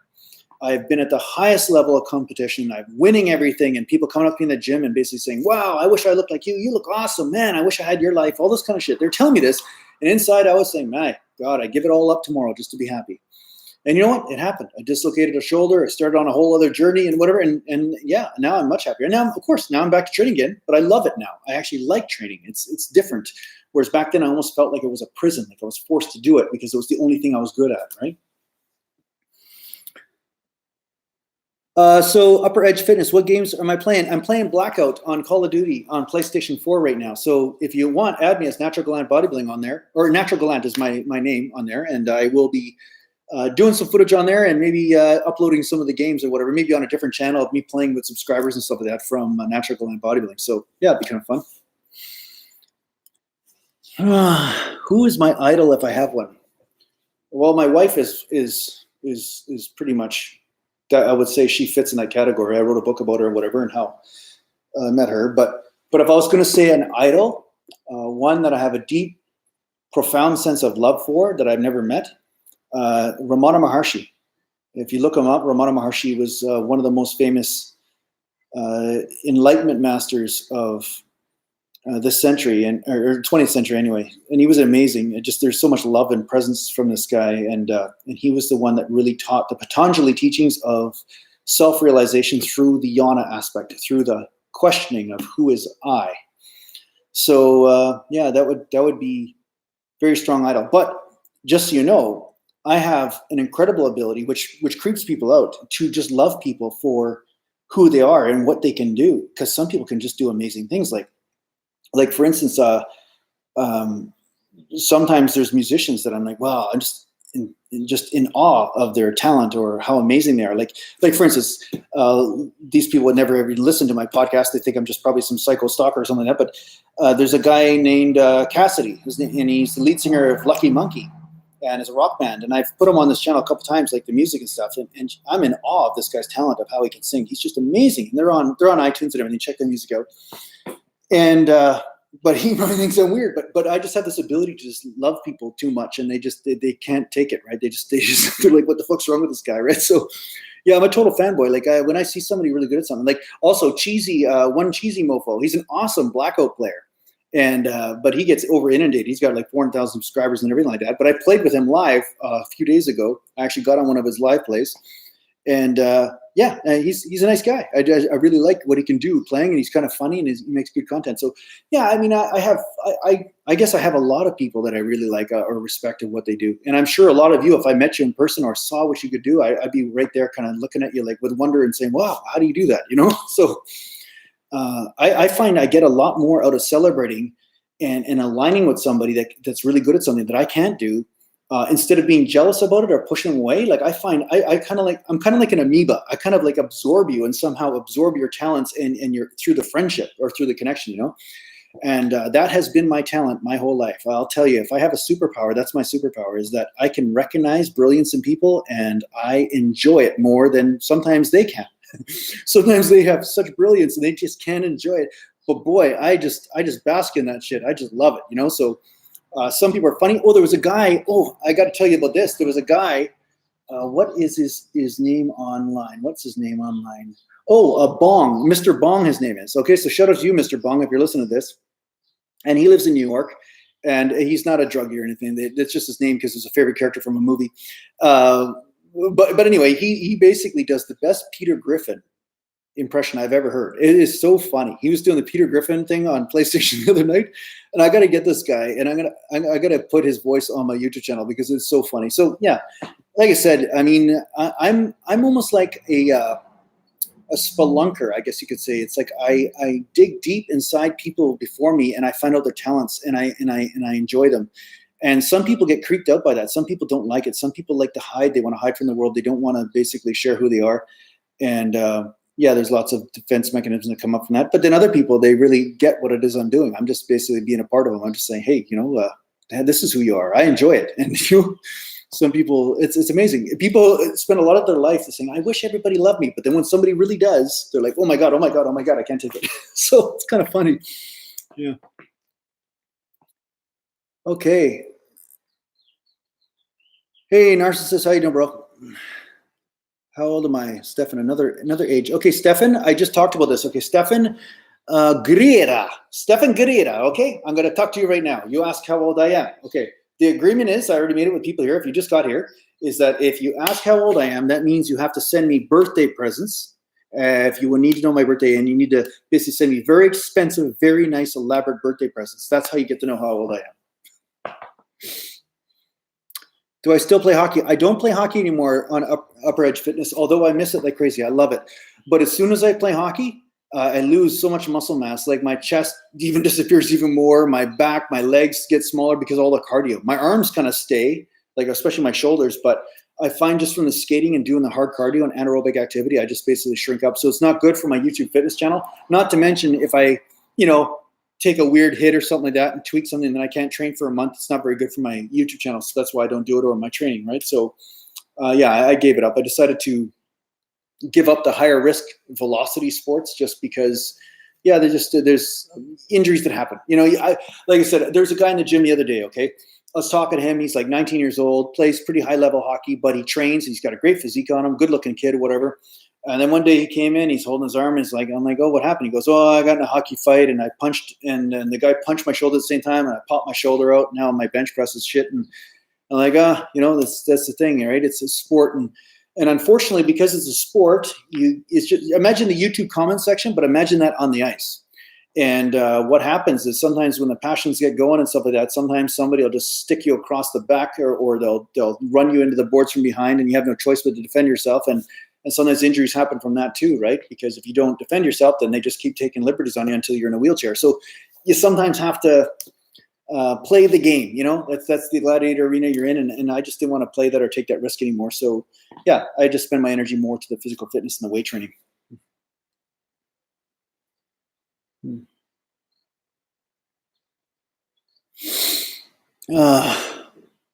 Were the Gallantians now the modern day French? I don't know what you're asking there, Metal Man. Just elaborate on your question there.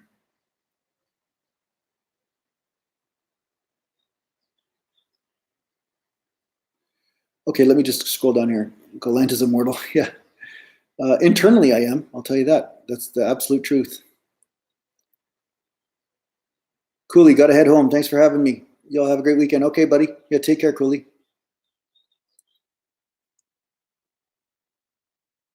Yeah, Upper Edge Fitness. It's one of those things, right? Hockey's a great sport. I love it. The toe dragging the puck, the sound of the puck hitting the top, the ring, man, the hitting the net, and just the feeling of the puck on the ice. It's just amazing. But yeah, what do you do, right? How many total sets do I do usually in a workout? Around 15 to 20, somewhere around there.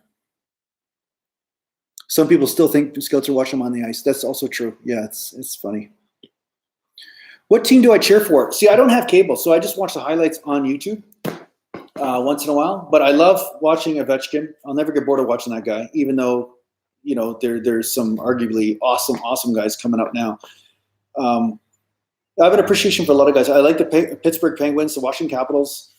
Those are main teams that I really like. But I'm kind of out of sorts. Like I'm watching some of the NHL, like the Stanley Cup playoffs right now, and what's that guy?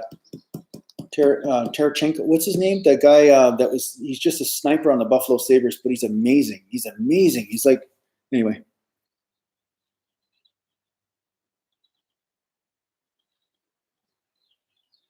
Joanne Gwynn, how many something can you use in 1 month? I don't know. This is a drug-free bodybuilding channel.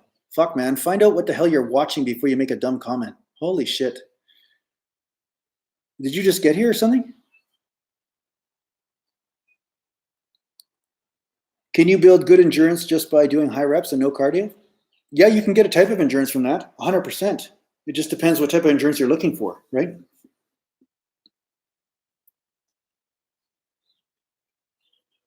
Balumi, yes, yeah, you'd fight 1v1 hockey style. Yeah, it would happen. It's not like, it would happen. It happens.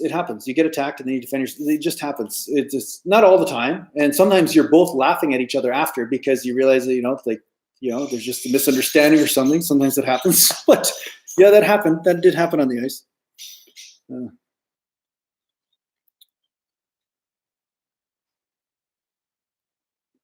Okay, reps and groove. I tore my ankle ligament coming out of the blocks into my sprint career. I was shattered. Then I found bodybuilding and fell in love with it. Yeah, reps and grooves. There's a lot of people that have found bodybuilding because they're retired elite athletes from another sport. And that sport naturally assisted them actually with having great results in bodybuilding because they established a base of really high level athletics. So sprinting is pretty much perfect for bodybuilding as far as leg development, hamstring development, everything for sure. Okay, so what's the cultural difference between Eastern Canada and Western Canada? Okay, well, that's a hard question to answer because I was born in Eastern Canada, like Newfoundland. That's where I was born, and I live in Western Canada. But most of my life, I've been in Western Canada. So for me to tell you some of the subtleties in Eastern Canada would be maybe a little bit harder, just because I didn't grow up there in my adult life as much. But a big part of it would be small town versus big town in some way. I mean, there's a lot of those types of similarities. If you take a Vancouver or Toronto area, and Toronto is still Eastern Canada compared to me. But if we're going to go to far polarities, I'd say Newfoundland has a different, their economy is horrible back east in certain areas. And that lends itself to a different situation for socialization and stuff. But one thing I will say is that there's a lot more house parties and people playing music at house parties, and that's kind of a normal sort of thing. I'd say there's more of a social life on the eastern side. It's healthier, even though it's poor. It's healthier in that way. But then it also has the downside of too much alcoholism and stuff, which I can't say is just there either, because if we look in Western Canada or even Western states or anything, I mean, you see the cities, people are just, so many people are addicted to this, or they're smoking dope all the time, or they're drunk all the time. I mean, it seems to be a rampant issue in the world right now. And I think it's basically a side effect just of people being lonely, honestly.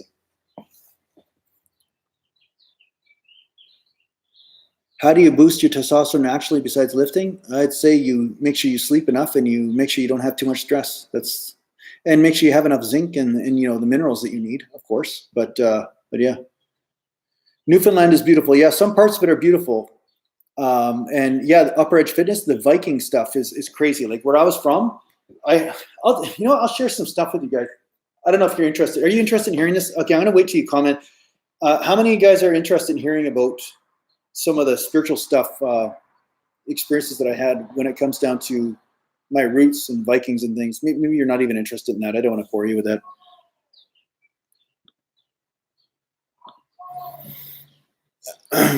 I don't talk about other YouTubers, just so you know, guys. So don't ask me about YouTubers and things.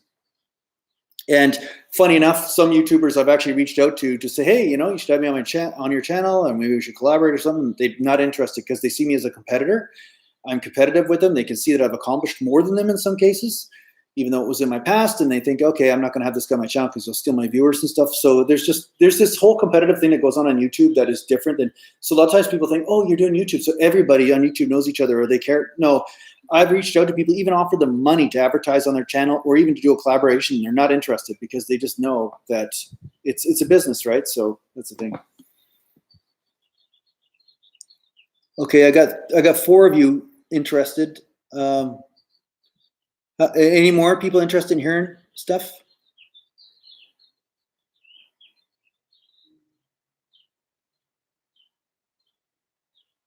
Viking stories? Okay. Okay, wait. About 5 or 6. Yeah, Surya? Okay, Surya. Of course, Surya is interested. Of course he is. Surya, if you have my book, Awakening with Arachima, it's in there, actually. So if you might have already read it.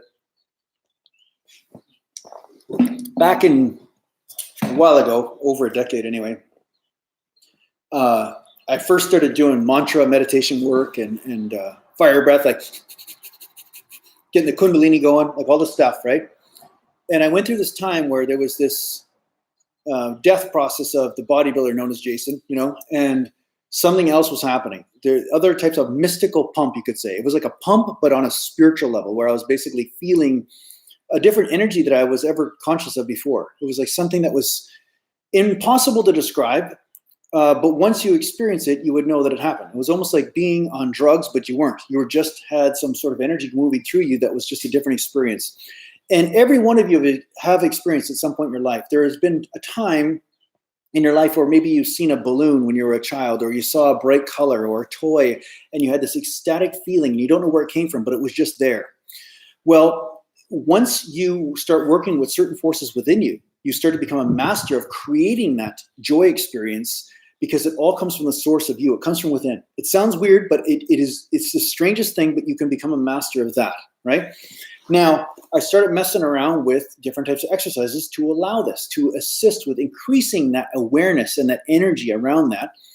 And I went on, you could say, a spiritual pilgrimage, I guess, and I went back to my homeland where I was born, Newfoundland, to attend a Qigong conference where this person was doing a Qigong conference, and I wanted to actually check out energy and Qi and, you know, the stuff that heals and Kung Fu and all this. And I went back there with my dad, and because he wanted to go back for a visit, and he just had retired from the force and stuff. So the first night that I landed there, because I started to have these weird dreams, like dreams that were not normal dreams. They were super dreams, or dreams that were so ecstatic that there was some truth to it or something. Like it was almost like you were immersed in a totally different reality. It was just different than a normal dream, you know? Because sometimes when you're dreaming, there's a part of you that knows that you're dreaming. There's just like this kind of thing, this fuzziness going around. But these ones were so overpowered, you could say. It was like dream times a million, right? Well, anyway, first night I get there, it was a full moon, and I was sleeping, and all of a sudden I dreamt that I was looking at the sky, and it felt like the sky looked exactly like I had just left it before I went to sleep, right? So I thought, oh, I'm awake. You know, I thought I was totally awake in the dream. And there was the clouds and stuff. And what happened was I heard these giant footsteps, like, dong, dong, dong, dong, like really like a big giant, like fee, fi, fo, fum, right? And all of a sudden the clouds parted, and this Viking helmet, and this guy, this shadow, this big giant shadow, and this guy, and he had a Viking helmet on, poked his head down and looked at me like this. And I was like, I jumped out of the dream like, whoa, right? And I was like, what the hell is that about? Well, sure enough, you know, I have a lot of native Indian blood in me, but Newfoundland was a big settling ground of the Vikings. And it was almost like the land greeted me when I showed up. And because of these forces that I was stirring up within me, I was becoming more aware of my ancestral roots and where I came from.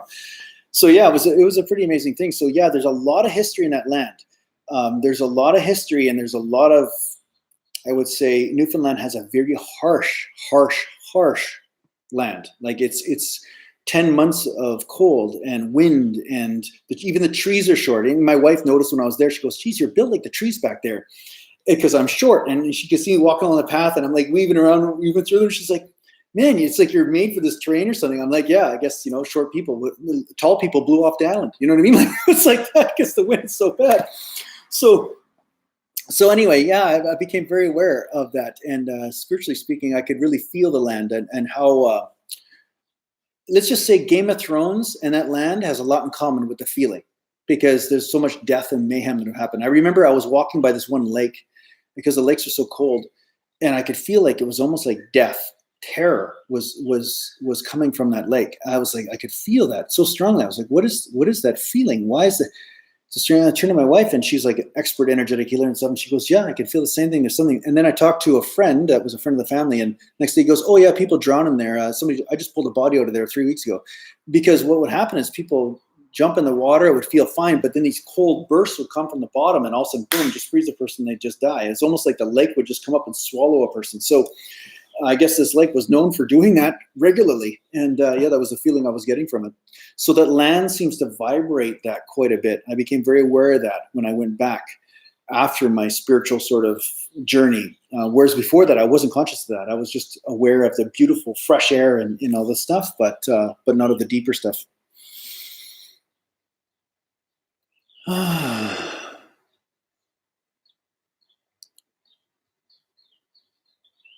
Okay, somebody's asking me dumb questions. They're asking me drug questions. Don't ask me drug questions on this channel. I'm not a drug guy. So, yeah. A cursed lake. Balumi, I don't know if it's cursed or if it's just like rock holds memory. Every substance holds memory. It's just like crystals hold information. Every substance in this planet holds information, right? Everything's information. I mean, it's you take matter, and then how it collects together is the information. It's like a program. So I think when there is, they say volcanoes carry that type of terror as well, that energy. It's almost like there's a cleansing process that goes on. And where there's denser matter, I guess, maybe denser amounts of matter, there's also denser amounts of emotion that stick it together. Yeah. So it's a long discussion, but there's something to it for sure. Okay, I'm going to, okay. All right, guys, anybody who is trying to promote their channels and all this kind of stuff, just don't even bother. You just get hidden anyway, so it's a waste of your time. So Can a natural bodybuilder have 20 inch arms? Yeah, sure. I mean, I have, like my highest, I was 18 and a half or 18 and 3/4, and I'm only 5'8". So say a guy's 6 feet tall, it would be very easy for him to have 20 inch arms if he's a natural guy.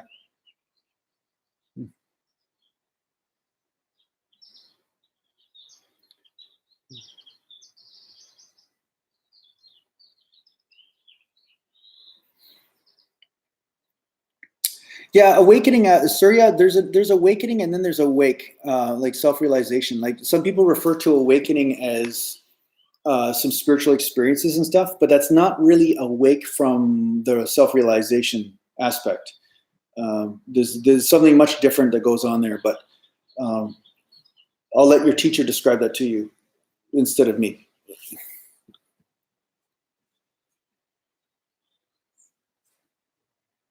Upper Edge Fitness. Yeah, Newfoundland is a great place to visit. I would highly recommend you visit the East Coast and get out of the Ontario area. Although Ontario is great too, but Ontario still has that bustle of that Americanized feeling, you know. But if you go back east, you'll see some really nice people and just a different lifestyle. There's just a different way people have of interacting back there that's quite pleasurable, especially to the people in BC. Like British Columbia is a totally different place to socialize.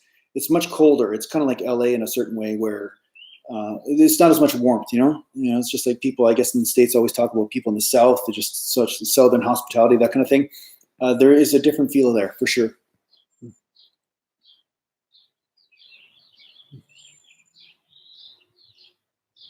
Yeah, sorry. Just don't worry about it. Don't just contemplate what I said. It's a very complicated thing to talk about. You're not working with me as a teacher, so I'm not going to really get into it. Yeah. Cities are not awakening, just so you know.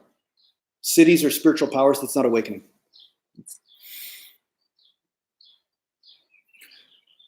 Okay, one more. Another person. Oh, Metal Man saying Game of Thrones ending was terrible. Yeah, I wasn't very happy with that ending either.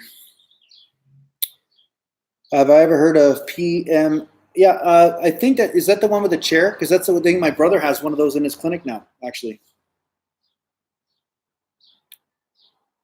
Yeah, PMF therapy. My brother actually got one. If anybody is in the Vancouver or British Columbia area, he has a chair. It's like an electric pulse type chair, and it's supposed to help increase your recovery. So they've actually shown that people with broken bones, they heal in about half the time, if not, maybe a little bit higher, maybe 60, 70% of the time. But it basically helps reset the magnetic resonance in the body, so that way it has a ability to heal. So actually, he has one of those chairs in his clinic. Yeah, my brother has one. Yeah. Surya, are you asking me a load of questions now? You're divinely self-realized. What are you trying to do here?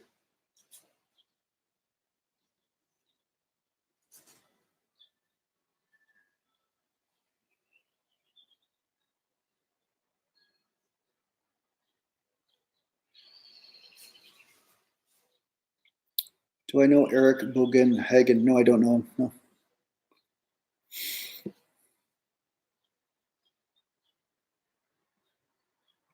Samuel Denman sounds like I met a son of Odin. Well, I have another spiritual experience that happened a long time ago about that too, which is a really funny one, but I won't get into it because some people just think I'm too nuts.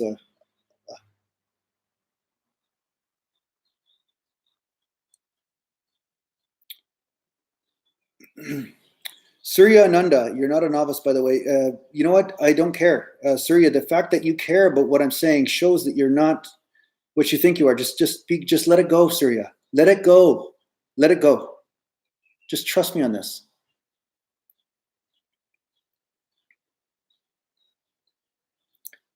So, Blibby, all right, Jason, it's 2:30 a.m. here. I'll be checking in some of your shirts. Okay, well, no problem, man. If you want a shirt, great. If you don't, no problem, man. Just nice seeing you. Nice seeing you from the Netherlands. So, good luck to you.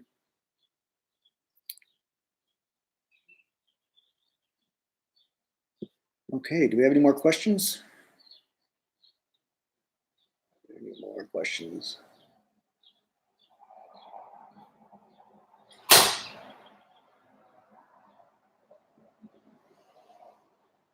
Tall people blew off that one. Yeah, that's right. Bridge. Fitness question incoming. Okay. Yeah. Yes, sir. You just let go of trying to prove to me whether you're a novice or whether you're advanced or what you think you are, whether you're this or whether you're that. Don't worry about it. Just let it go. Who gives a shit? Honestly, I really don't care. You shouldn't either. That's the truth.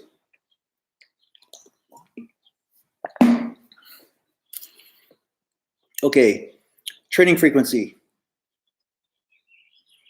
What got me interested in bodybuilding from a young age? Okay, I'll answer that one first.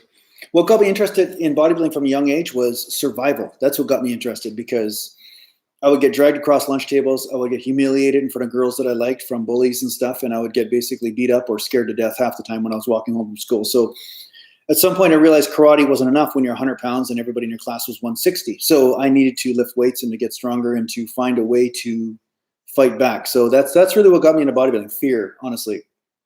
And I think that's why I had to clean up all of that motivation at some point. And when I started my whole meditation journey and stuff like that, that all went out the door, because I had to build this from a foundation of purity and happiness instead of fear, right?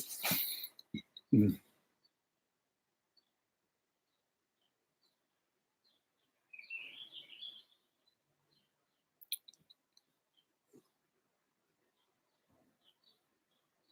Oh, nice. Frankie D from Australia. Yeah, good luck, brother.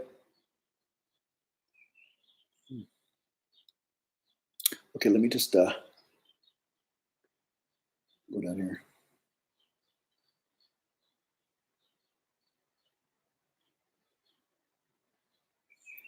Okay, let me just answer. Sorry, I'm just trying to find the answer here. Okay, so Upper Edge, your question is, you find that you have great results with training a muscle every 72 hours, but love the weights. Okay. Okay. You love the weights, yeah?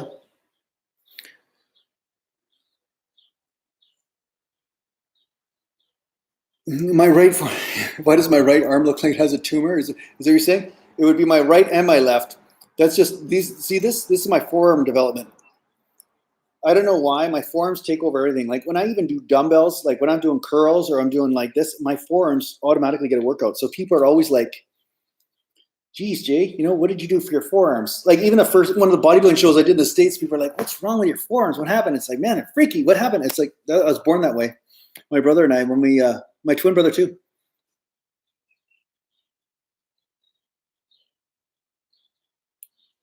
Okay, so Upper Edge, he's saying he gets great results every 72 hours training, and would training a muscle every 48 hours be counterproductive? Well, for me, it's not.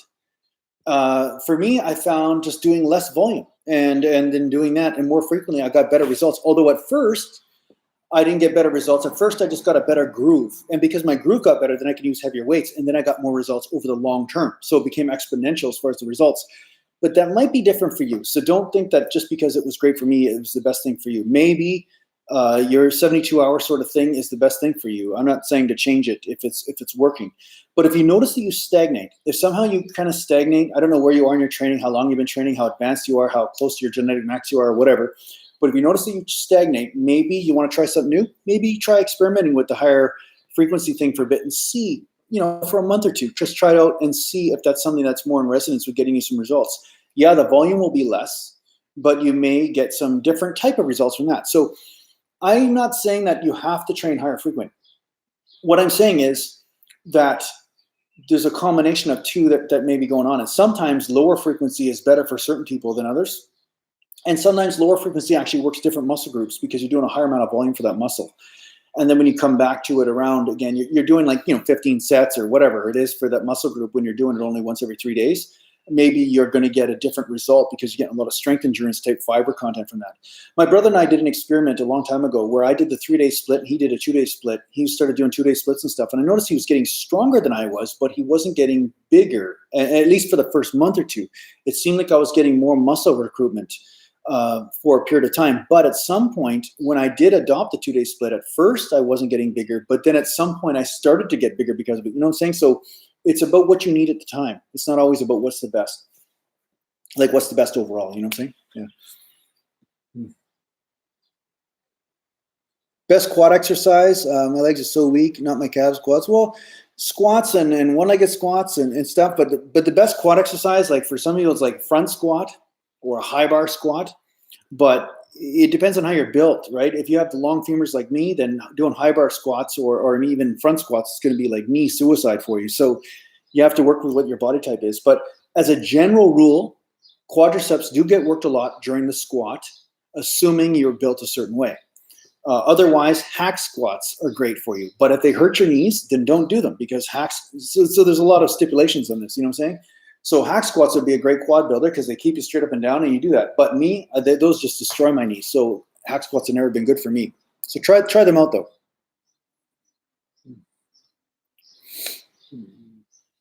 It's not the Tuma. Hey, Art Home? Yeah, I get that.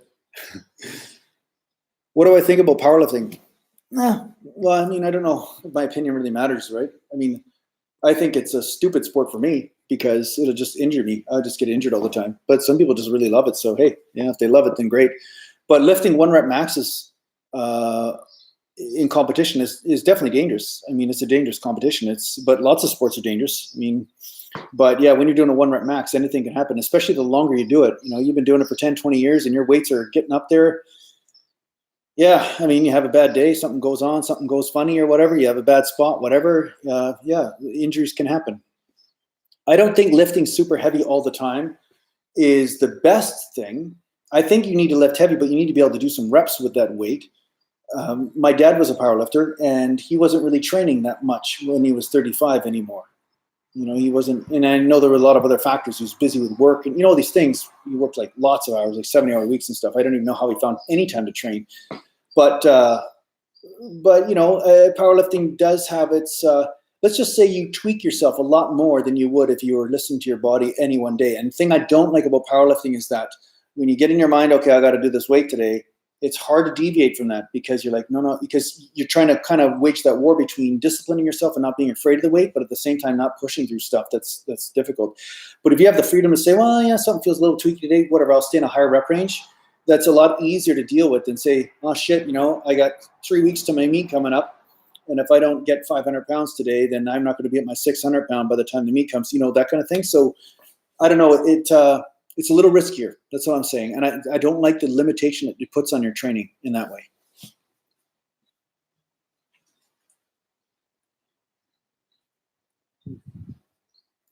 Did I ever wrestle? Not officially, no.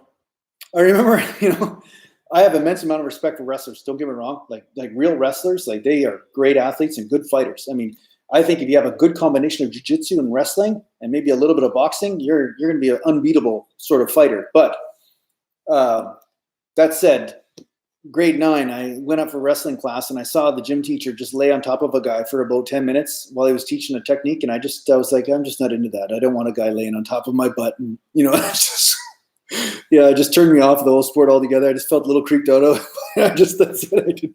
I didn't do it. So yeah, Ananda, you have a picture of Ramana downstairs. Beautiful. Yeah, he's a beautiful, beautiful man. Yeah.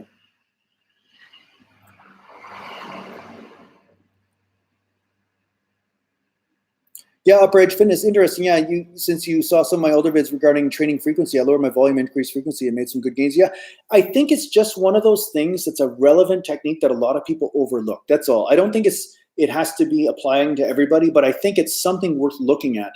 And that's really the reason why I was making those videos, because I was like, this is what worked for me, and people just didn't make sense. It just went against all of what they thought. It's like, yeah, what was published in Muscle and Fitness and Ironman magazine, that wasn't necessarily the end-all be-all when it comes down to training logic. And it wasn't what the Bulgarian lifters were doing, and it wasn't what a lot of powerlifters do. Even powerlifters, they'll train a body part. Sometimes they'll train a groove 3 times a week for squat to make sure that squat is totally refined, right? So I found that whenever I came around to training legs again, and if I was only training it once every 4 days or once every 3 days, I found like my brother and I used to call it the yuts. I'd basically have to puke, or I'd be like dry heaving sometimes after, you know, doing a high rep set of squats or something because I was out of shape or something. It just didn't feel right. And my groove was off, and it felt like my knees hurt, my back hurt, just nothing felt right. But then when I started doing more frequently, it felt better. So that's why I eventually went to that.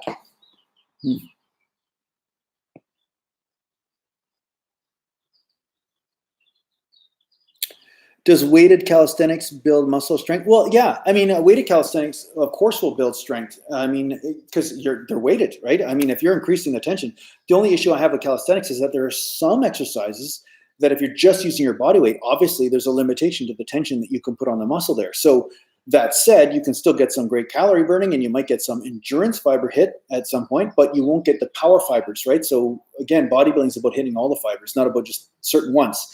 Now, the whole point of bodybuilding is being able to put tension on all the muscles and challenging all the muscles, not just a few, right? And obviously, like say doing chin-ups doesn't challenge your leg development, or body weight squats are good. They'll burn like hell, and you'll get some development, maybe some muscle tone, maybe some slow twitch fiber, activation, all that kind of stuff, and doing constant tension for 2 minutes, up and down squats. But you won't hit some of the muscle groups because you're not getting into those heavier rep ranges as well. So you want to hit them all, right?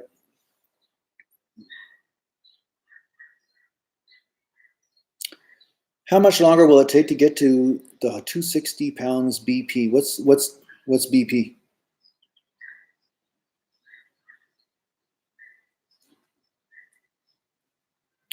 Do I think drugs are the only way to reach genetic potential? I never said drugs ever were the way to reach genetic potential. Natural is the way to reach genetic potential. If you're using drugs, that's not genetic potential. That's drug potential. That's totally different. So your question doesn't make sense there, Graham. Once again, you are hamstringing yourself with your logic and your questions. Oh, Graham, you're in so much trouble when you, oh boy.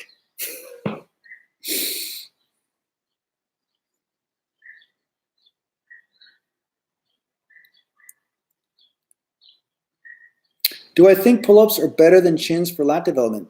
Actually, you know what? I think pull-ups, depending on how you do them, could be better or worse.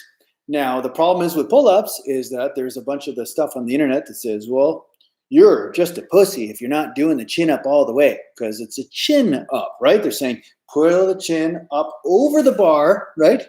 And they call it pull-up, like they call it a pull-up, but they really mean chin up, right? They're basically saying do a pull-up, and then like, oh, your chin didn't go above the bar. And they're basically coming up and they're trying to go all the way over like this and rotate over. And I've done this. I basically talk about this in one of the videos of 2 ways to do pull-ups. So watch that. Now, when you come up over the bar, you're basically starting to use the internal rotator cuff muscles, right?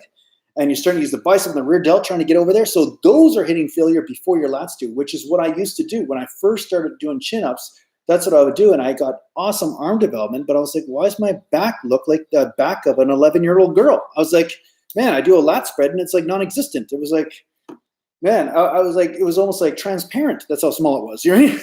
So I started going by feel. I'm like, oh, okay, I'll lean back and trying to get, and I was starting to rotate around the shoulder joint instead of focus on the bending. Like most people when they're doing chins, like, oh yeah, look at me, I did a chin up. I'm really working my back. It's like, no, you're not working your back, you're working your biceps, right?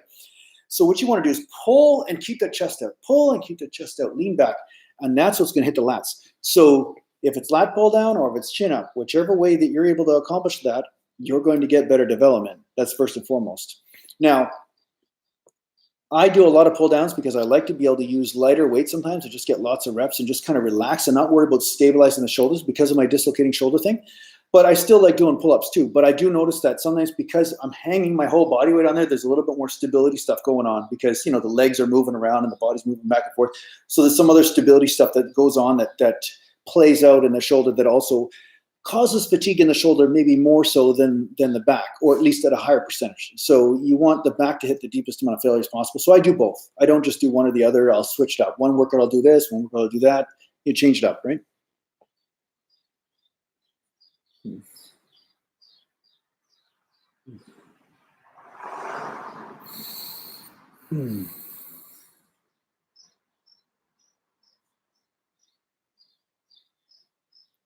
Okay, Quentin Baker is saying he's been hitting the gym pretty hard and up in the carbs and the protein, but he's noticed he can't seem to get enough sleep. Should I lower my intensity? Well, I don't know. Are you feeling burned out or not? If you're feeling burned out, then yeah, that would be pretty much your answer to that. But if you're not feeling burned out, then don't worry about it.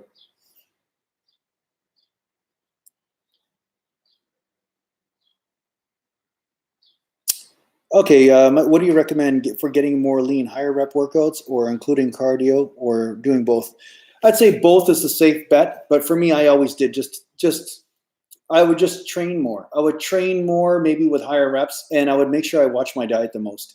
See, the problem is the leaner you get when you're doing cardio, and if you get, like, I'm not saying I'm anywhere close to that now, but I'm just saying when you get really lean, like say you're down to 6% or something like that, you risk that the body will get rid of muscle tissue. So when you start doing cardio and stuff like that, there is a possibility. Now, for the drug bodybuilders, they have something called a protein sparing effect happening. Like their drugs basically prevent their body from catabolizing their own muscle tissue. So they're more anabolic under those conditions. But as a natural person, you have to be very aware of what type of stimulus you're giving the body. And if you give it too much cardio stimulus, too much endurance and burning calories and stuff like that, sometimes they'll say, hey, you know what? It's just way easier for me to eat the muscle tissue than the fat tissue right now. And it'll rob you of the muscle. So you don't want to be too much of a cardio athlete, even if you're trying to burn fat. So even if you're burning fat, it would be very low intensity cardio. Don't be doing high intensity.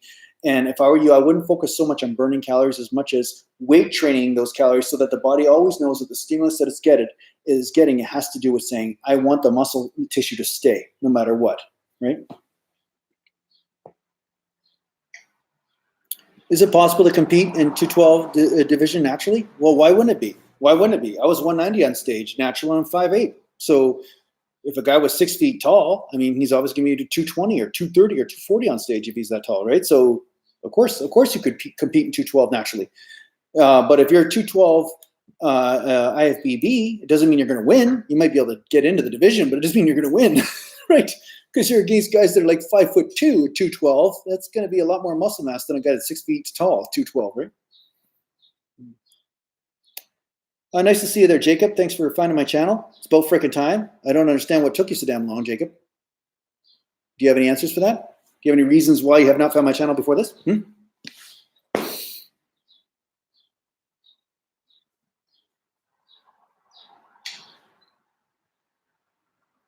How often do I do rear delt work and what exercises?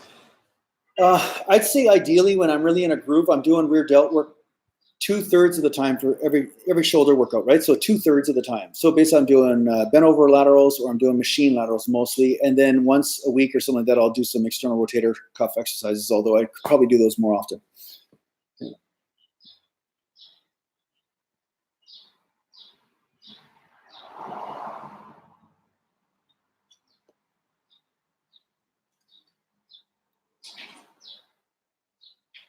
Okay, Godfather. Yeah, his 14. He had put in 14 months and was repping 265 flat bench press.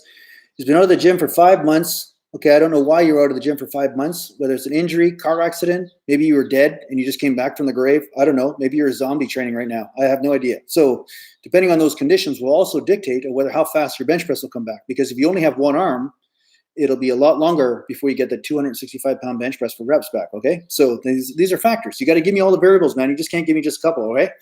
So, birth of your son. Okay, so 5 months. You know, and if it was just you didn't do anything too bad to yourself during the time, yeah, it'll only take about a month or two. Probably only a couple months to get back. Yeah, probably only a couple months, 2 or 3 months tops. Yeah, assuming that you're actually getting sleep. Now that's the other thing. Birth of your son. You're probably not getting a lot of sleep right now. That's also going to influence how fast you get your results back, right? Yeah. No, sir. Yeah, I'm not Taurus. Okay. Yes, I played Battlefield there. First name, last name. Awesome channel. And saw the COD video. Yeah, ever played Battlefield? Yeah, I have. Yeah, I have played Battlefield. I like it. I like COD though, Blackout better. I do like the fact that working with a team and then you're forced to actually work together, where I find with a lot of multiplayer type games, people kind of chat, but they kind of like just do their own thing. There's not really a lot of teamwork sometimes going on. So I do like people interacting. That's the whole thing. It's actually my social life. You know, I'm here in Harrison Hot Springs and not really a lot of people to talk to. Sometimes I talk to people at the beach or whatever. I get them on camera or whatever, but it's kind of fun to just get on there and just have a chat with people, you know? Oh, Godfather, you're on a sleep diet. Yeah, that's exactly what I was going to say. So this is a totally different thing. So make sure you don't have so much expectation on yourself too, right? Because if you're burned out and then you go in there and you're like, oh, I got to lift as heavy as possible today and then burn myself out, but yet your joints aren't healing, yet you're not sleeping, your cortisol is up to the roof because your adrenaline's going off all the time because all of a sudden there's crying in the middle of the night. You're like, oh, is my baby dead? Is my baby dead? What's going on? Is there somebody in the house? Are we on fire? Like, you know, you got to take these things into account. So just love yourself a little bit. Just ease yourself back into it. Don't worry. It'll come back. If anything, just do lots of little workouts, little volume. Don't push yourself too hard, and you'll notice that your groove will come back really fast, and it'll be easier for you to get that stuff back rather than doing overwhelming workouts. Because that's the other thing that people do wrong when they try to get back. And I'm not saying you're like this, but a lot of people are. they'll do these overwhelmingly big marathon workouts, which aren't necessarily more effective. And then, of course, life will get in their way. The baby will cry. They don't get sleep one night. They don't train for 4 or 5 days. Then they say, oh, shit, I missed my workouts all week. I better really get it all in now. Then they overwhelm themselves with a workout that day and overdo it. So what you want to do is a lot of little feeder workouts, where you just basically pump the reps and get that groove back. And then you'll notice that your strength will naturally return. Why are vegetables important in diet? Vegetables are important in diet because they have a lot of nutrients, a lot of vitamins, a lot of that, fiber. And yeah, there's sometimes enzymes as well to help you actually digest your protein. So eat some meals without vegetables and eat some with vegetables and see how you feel. You may feel that you're digesting the protein better when you're eating them with vegetables, actually. I've been noticing that with zucchini for some reason. What was my max overhead press? Standing or sitting? I don't know. It depends on whether I jump or not, because I've seen some guys with overhead press, they like use their knees and they're like, they hold the bar here and they jump with their knees and then they press. So, I mean, is it really a measure of strength at that point? Yeah, it's a measure of a certain type of strength, but it would be a different measurement than somebody that's actually just using their delts to press. You know what I'm saying? So, but you saw me do a seated press at 225 for a set of 5 in a video that I just showed a couple of days ago. I used to do it for 10. Alvin Sanchez, that's the third person asking how old I am. Man, I'm going to get a lot of birthday presents this year because, like I said, I will tell you how old I am as soon as you decide what expensive present you're going to get me for my birthday, and you send it out to my house. So I'm going to have certain things fixed. I'm going to put the links down below, probably, like a Rolex watch that I want, a car, maybe a few mansions or something. And then when you decide what you're going to get me, then I'll give you my age, right? Because it just makes sense. I mean, why would you want to know my birthday if you don't want to send me presents, right? It just doesn't make sense to me.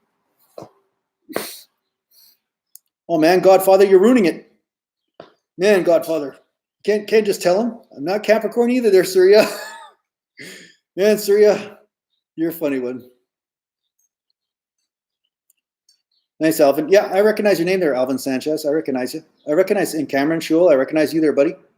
What vegetables do I recommend? You know, I like zucchini and I like broccoli, but I'm guilty of not eating enough vegetables, to tell you the truth. I'm totally guilty of that. My wife laughs at me all the time. And she's up there eating right now. And she's basically eating her vegetables, probably just looking at me like, I don't eat enough vegetables sometimes. But I've been eating more now. I do find it's better. I feel better when I replace my rice and my pastas or any of that kind of stuff with actual greens and eat that more often. I think it works well. Upper Edge Fitness, did I play Fortnite? I have played Fortnite, but I don't like it as much as Blackout. So if you have PlayStation 4, just add me on there. Do you have PlayStation 4 or are you on Xbox or something?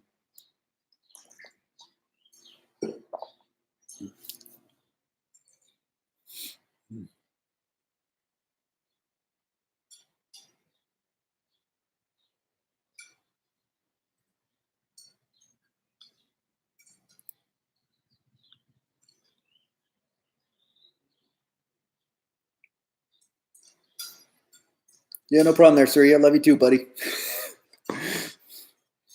Oh, okay. My parents think my channel's good. Oh, good. I'm glad your parents approve of me. It's hard for me to bear a part of the family if your parents don't approve of me, huh?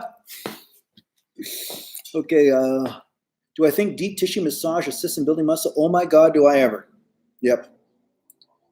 Yeah. No. Deep tissue massage, Samuel, is it's not necessarily giving you muscle that way, but if it only stands to reason if there's better circulation and better, like not as many trigger points, the muscles are able to protect the joints. They're able to flow better. They're able to move better. You're going to move less restricted and you're going to have more blood flow. You're going to have better recovery. Yeah, you're going to get more muscle from that. I'm just drinking a protein shake there, Surya, because when I'm on these live chats for a long time, I get hungry, right? So this way I have something to drink. About 15 years ago there, Raccoon, but maybe a little bit longer than that. I mean, I've always been interested in spiritual stuff. But I could say when I got more serious about it was about 15 years ago. Obviously, I look like I could have been a skater back in the day. I was a wannabe skater, but I wasn't a good skater. Yeah.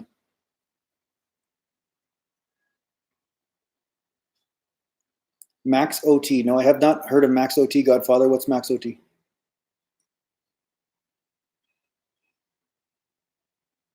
Have I had a lower eyelid lift? I wish, man. No, I don't do that stuff to myself. It's like you look, I have gray hairs and stuff. I don't do all the beauty shit. So But yeah, I must look really pretty in here. I think it must be just because of the lighting in here, honestly.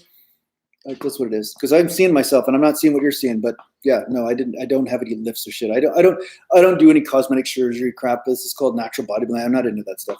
And if somebody wants to do that, if they really need to, you know, I get it. But I'm not. I'm not doing that. Yeah. Can you see my shirt? Okay, here's my shirt. Gallantians of the Galaxy. Awesome art by Sam Weller in England. There. Really talented artist, and he did that. He's one of my. One of the Gallantians here on this channel, and he made that for me for free. He's such a beautiful guy, and just gave me that art. It was just such a nice thing for him to do. So, yeah. So yeah, I saw those shirts on there. Okay, why do IFBB pro bodybuilders tear their biceps so easily? Well, they tear their biceps, they tear their chest, sometimes they tear their triceps.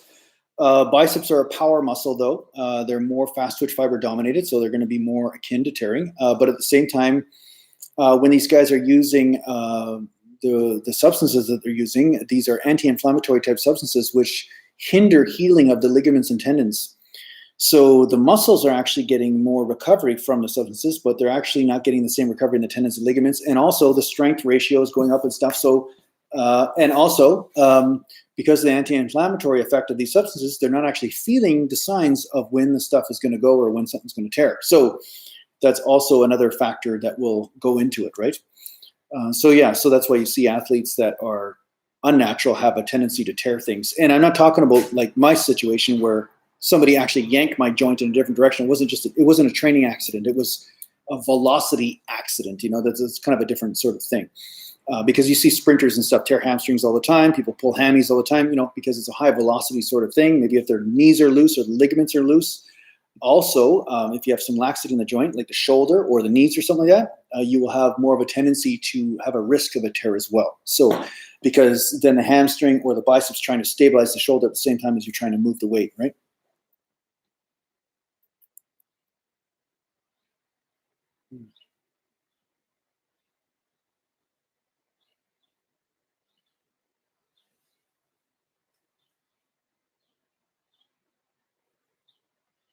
Quentin, how can you tell if you're starting to get close to your genetic potential? I don't know. I don't even know if that question really matters, Quentin.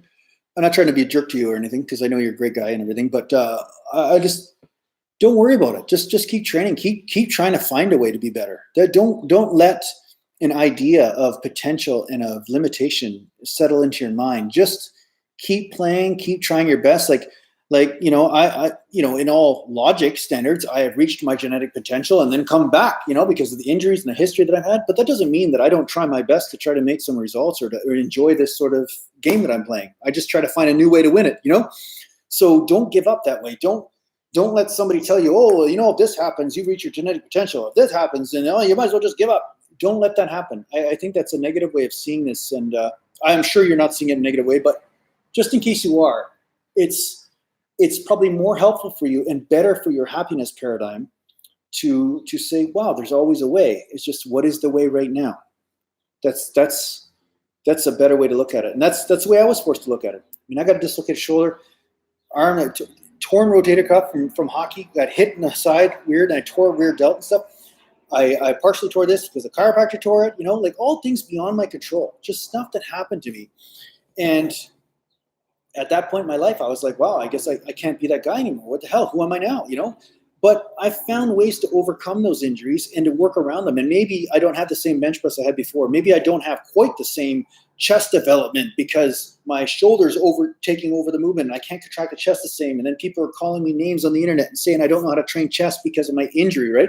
It's kind of like making fun of Stephen Hawking because he can't run the 100-meter dash and saying he knows nothing about running. Well, you know, I mean, maybe he ran before he was wheelchair bound. It doesn't mean he doesn't know anything about running just because he had an accident or a certain thing happened to him, you know? So you get this hate, this misunderstanding from the world, and you get these limitations that are given to you. But the thing is do you find some way to work with them, or do you find some way to give up? And I haven't, so you shouldn't either.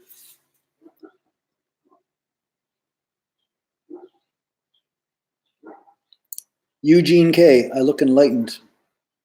I don't know what that looks like, but thanks.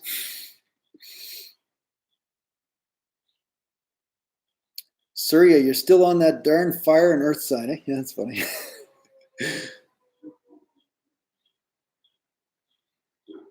Okay.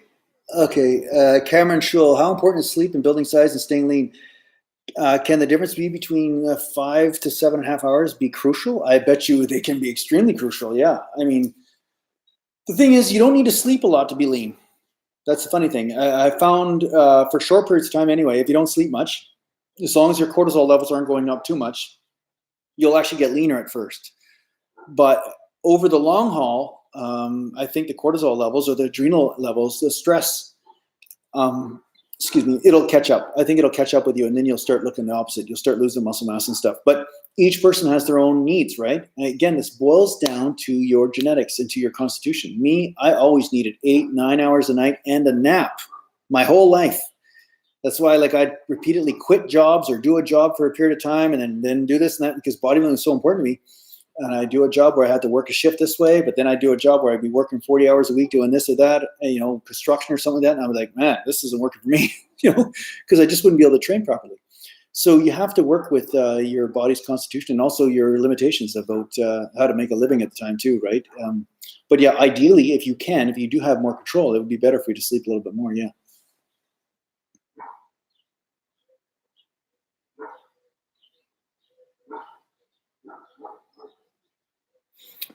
H. Laker, is a little dirty bulking useful for hard gainers? Yeah, I mean, I found that bulking too much is too. It depends. I found that bulking actually limited my muscle gains when I bulked too much. I did a video on this, why I didn't bulk. So watch that video, and I think you'll get a lot out of it. Okay, so Eugene, he's asking me if I believe in Jesus. Eugene, I try to steer away from religion stuff because it doesn't matter what religious person I talk to, because there's some pretty amazing ones too. Okay, there's some really great ones. But then there's a lot of idiots in religion, okay? And then they'll come to me and they'll say, do you believe what I believe? And if you don't, then you're an idiot, I hate you. And they come up with some reason why their religion is the only one. They come up for some reason why their book is the only one saying the truth. They come up with all this crap and not even looking at the logic of how much corruption has been put in scripture in every single book since the dawn of time, because it's nothing more than a history that was written by a bunch of humans who also have their own motives and agendas involved. So there is some truth in religion, and there is some lies in religion. And only when somebody's really truly looking at that and really truly looking at what is the truth, instead of just trying to believe something based on their own fear of where they're going to go when they die, can I have a rational conversation. But the bottom line is that I don't care about what your beliefs are, as long as your beliefs are freeing you and they're not trying to constrain me. That's it. You believe whatever you want, and I love you. That's it, honestly. It's just a matter of when people have belief systems and they try to constrain everybody and create worry and create suffering over here. And they're like, you should join my religion, otherwise you're going to hell. You should go to my religion, otherwise you're looked at as dirt, The problem is religion. Originally, I think the idea of religion was to free people. And then it turned out to cause the opposite in a lot of cases. And that's what has to happen. It's about freedom in the end. Within you. It has nothing to do with belief systems. Belief systems are thoughts. They are not the heart. And as soon as you let go of a belief system, heaven reveals itself to you, and you don't have to earn it. It was already here. That's it. So sorry about any bodybuilding people I bored with that talk. Sorry.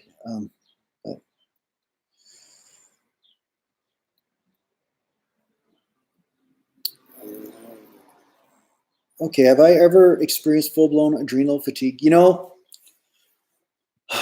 I have had a pretty blessed life.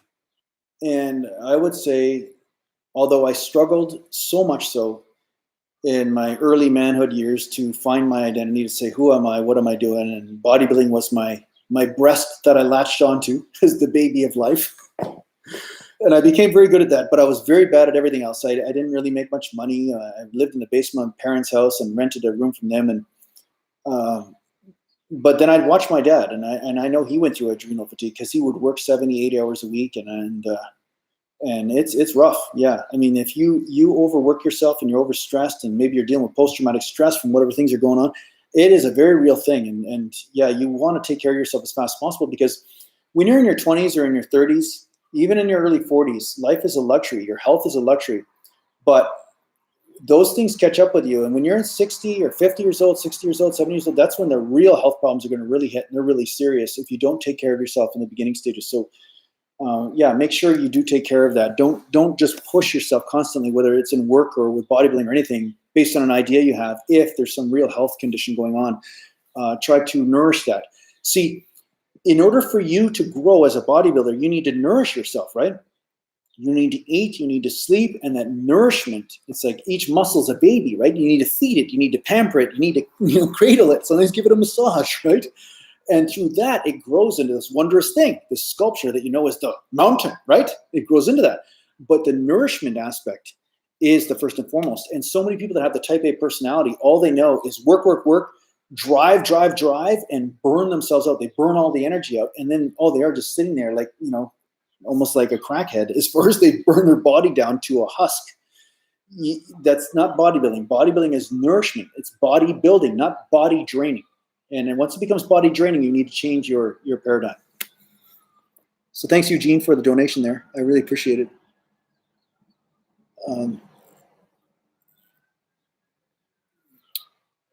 Surya, like I said, it doesn't really matter.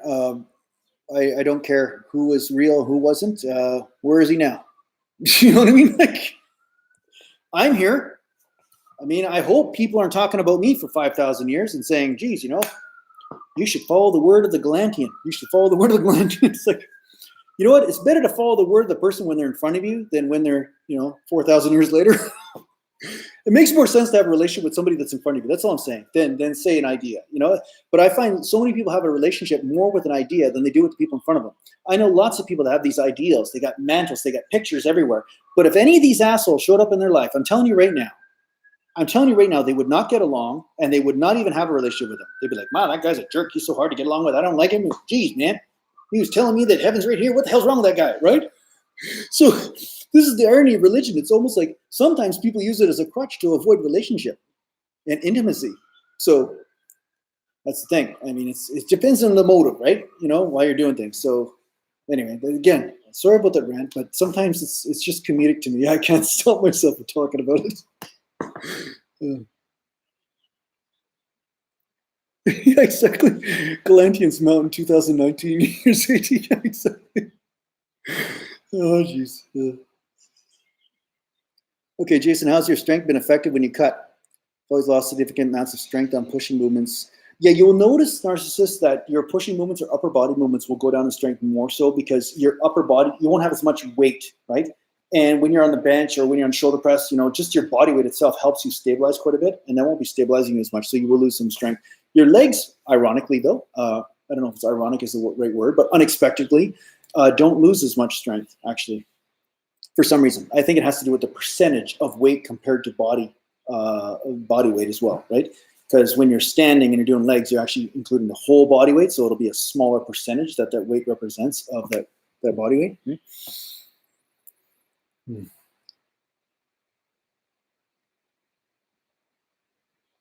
Okay, I got to go get my battery. I've actually been on here for so long that my battery's running out. Just give me 1 second. Can you give me 1 second? Okay, just give me. I'm only at 8%, so I don't want to just all of a sudden blip out on you guys by mistake. 1 second, guys. Mountain.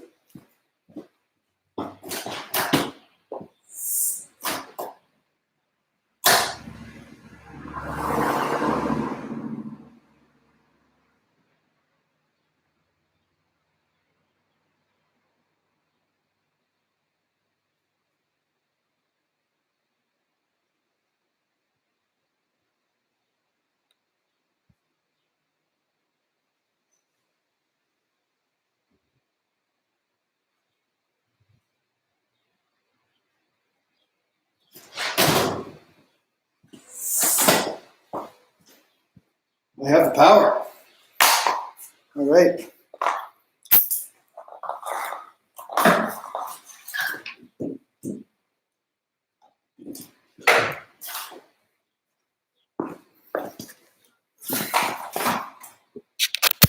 Okay, there we go. Done.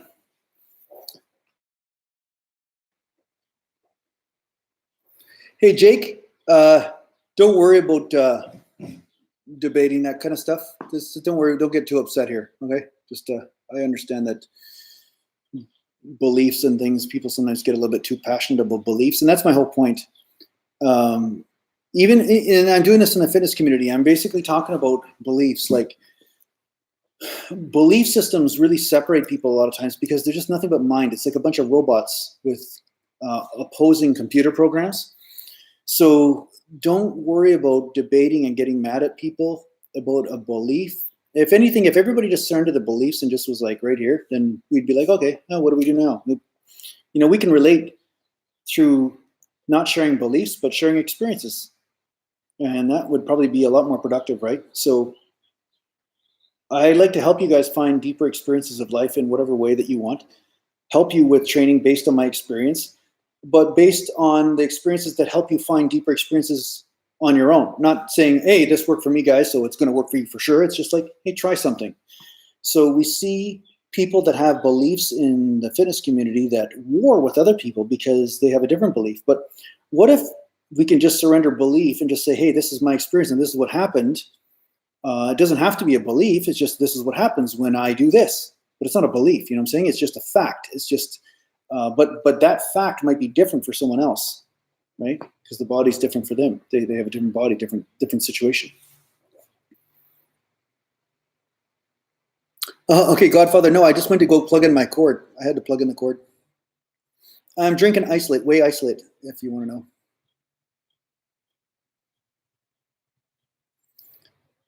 Bruce Bronson. Okay, how did you deal with the pressure of always being better when you get to the elite level of a skill? Yeah, it wasn't really pressure for me. If anything, sorry, I'm going to move this closer to the cord here. I didn't really feel pressure. I felt like, honestly, I felt like king of the planet at the time. Actually, I didn't really, in that way, like in that realm, I didn't feel any pressure. But the thing is, I wasn't supporting a huge structure at that time, right? So say maybe like say if some company came along and said, Jason, here's $1 million a year, but you got to maintain your bicep size and be in this body fat percentage all the time, and then I go through that for 5 or 10 years, then at some point you might start to feel the pressure of that. But I never really had any of those opportunities too. So maybe the lack of financial success and stuff maybe was a blessing where I didn't really feel that type of pressure. But I can see how some people would, if they got to a place where they were super successful, and if they have not really found their home within, their peace within, and they're latching on to something that is, it's kind of like an actor acting a role, and they're stuck acting that role, and they have to always maintain that. I could see how that would be really stressful for people if they have not found their peace within in some way. It would be pretty tough, right? For me, though, right now, if something doesn't match my manifestation, I just change. I just shape change. I just morph into something else. Then I'm like, okay, well, I can't maintain that anymore. Okay, good. I'll do this over here. I'll go make music instead. Okay, I'll do photography. I'll go work at a Starbucks or something. You know what I mean? Like I don't have the same type of idealism wrapped up with my expression. My expression can change. I can do a painting, or I can do a music, or maybe I'm doing bodybuilding, but they're all different expressions of me. And I think that's important. You need to become a chameleon. You need to be able to express different aspects of yourself and realize that sometimes one aspect is not necessarily your dominant aspect at that time in your life, and maybe it'll come back, but maybe it's just not the dominant aspect and something else needs to come forth, right? As I say, one door closes, another one opens. It's kind of like that. Like sometimes when you're not able to do one thing, then you're almost forced to look at another thing, and that becomes a blessing for you.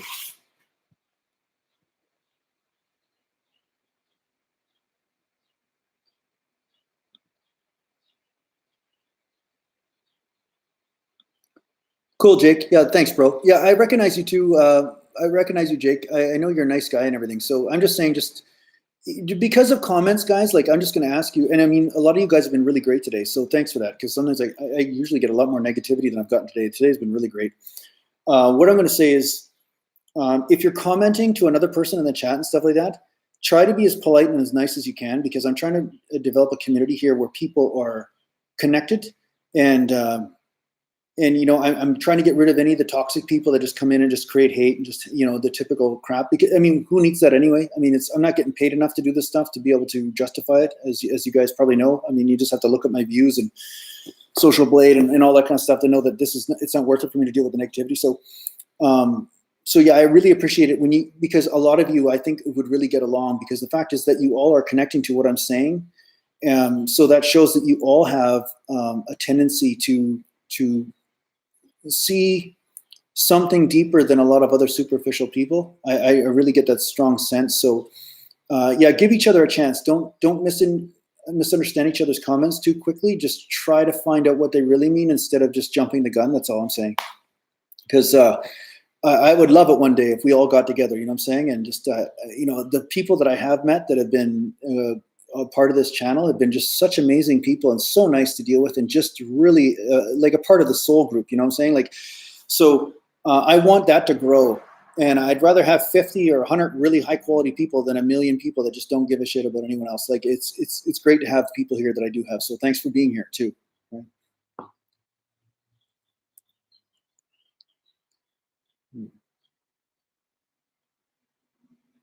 Upright Fitness, how often do I plan on doing these live streams? I plan on doing them once in a while, like maybe once a week, once every 2 weeks. Just this week I did it twice.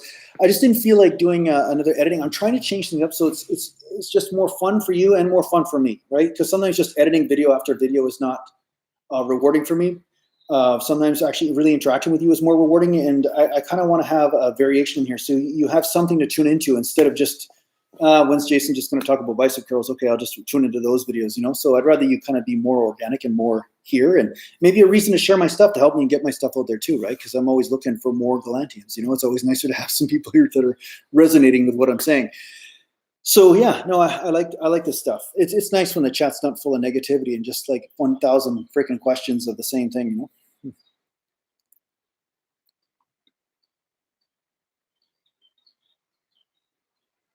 Yeah, Quentin, you're right. A lot of people do focus too hard on one aspect of themselves or a situation, and don't focus on the moment, you know, and just experiencing it deeply, right? Yeah, thanks, Francis. Yeah, I'm glad you liked the live stream. Yeah, H. Laker saying he started eating more food to bulk. Hopefully, he doesn't get fat, but I'm a hard gainer. I should do okay. Yeah, I think you've been talking to me about that for a long time there, H. Laker. Just make sure that you try to get in as much protein as you can, as far as at least a gram per pound of body weight, just to hit that for sure. And yeah, if you start putting on a lot of extra body fat, then just basically cut back on the fats a little bit and see what happens, right? What's the meaning of train the muscle, not the joints? Remix music. Really? You're asking me that? Watch my video. Train the muscles, not the joints.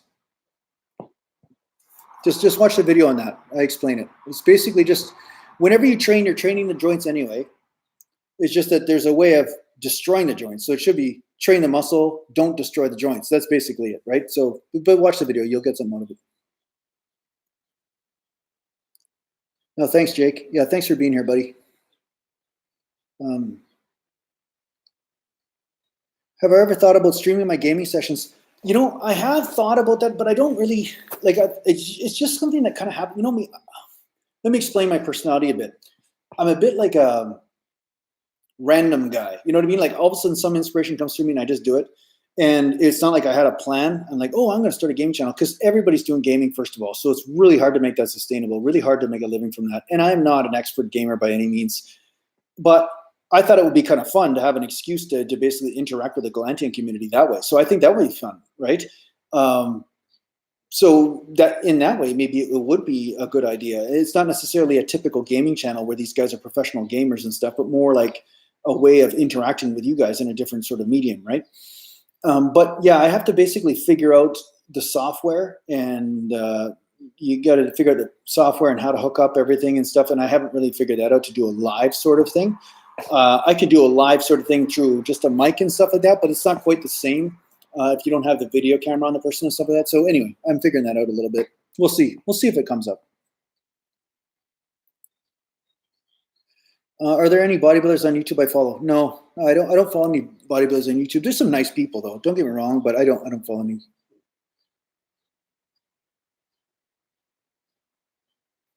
Remix music. That's why I'm doing half reps. I'm not. Remix music, like, no, it's not that. I'm not doing half reps. First of all, remix music. Watch my video on strategic range of motion and my video on what is full range of motion. These are really important videos for you to watch because you'll realize I'm doing full reps. It's just that there's a rep that people assume that everybody's full reps is the same. First of all, they say, "Oh, I touch the chest on my bar with the bar when I bench press, so everybody should." Well, the problem is that what if my forearm is way longer than your forearm in comparison, right? The ratio. Say we're the exact same height, but my forearm, just my forearm is longer. Well, that means when I come down here, I got to come down an extra inch as opposed to you, and I'm going to feel different amount of stress in the shoulder.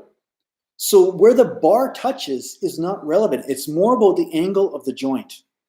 That's more relevant when it comes down to measuring the rep, right? It's not about where the bar is. So it's just like saying a guy that's 5'8" is squatting deeper than the guy that's 6'2" just because the bar goes lower. Well, when the guy's standing at 6'2", the bar's higher, right? So the bar height is not relevant. So second of all, squat depth is dictated by how you squat. If you're a person that can squat by staying more straight up and down, you're going to naturally have a deeper squat, and you're naturally going to have a different angle in that femur. It's going to be totally different. But if you're a guy that bends over a lot when you squat, again, that femur angle is going to totally change. So this is also influenced by the ratios of the tibia, the femur, and lower back, like the length, right? If this is longer and this is shorter, right? It's going to change. It's going to just totally change the angle in the joints. So you want to basically keep the stress on the muscles, not so much in the joints because the joints are already taking the stress, and you want to do the reps. Now, locking out at the top is useless. All that is a glorified rest. So why would I lock out at the top, right? And my last video, my last gaming video, watch that. I did some dumbbell presses in there where I showed you full dumbbell presses because I can do them. Just watch that. Please watch it. Don't waste my time. Just watch it. And then you'll get an understanding of I can do it. It's just it's not effective for what I want to do, right? If my delts are already overdeveloped and I come to here and then I come up to here and all I do from here to here is I get more delt development, why do I want to do that? I just want to go to here to get my chest to develop as much as possible. That's why I do it. So yeah. Okay, so let me read somebody else. Yeah, it's lean, Emerald, that's lean body mass, basically. That's lean body mass, yeah.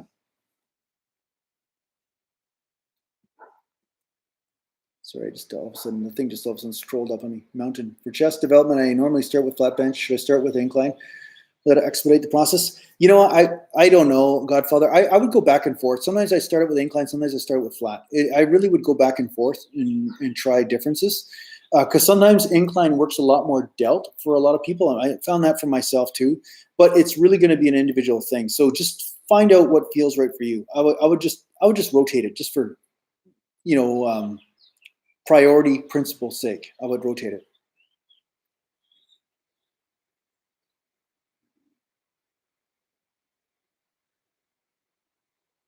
I'm doing a push-pull split where there is an initial compound movement and progress on the bench by putting 2.5 pounds on every time I bench. Every time I go in, my bench doesn't increase and my progress slows. Is this normal? Well, yeah, because the thing is, Jake, you can't perpetually just increase in strength. That's just not the way it works. Like this whole bullshit of where everything's just linear and it just goes up like that is bullshit. It's absolute BS. I mean, and the reason why it's perpetuated is because in the beginning stages, everybody gains in strength. In the beginning stages, everybody goes up. Everybody goes up. Like it's just the way it is. You can even train wrong and you still go up in strength because your coordination is increasing, everything like that.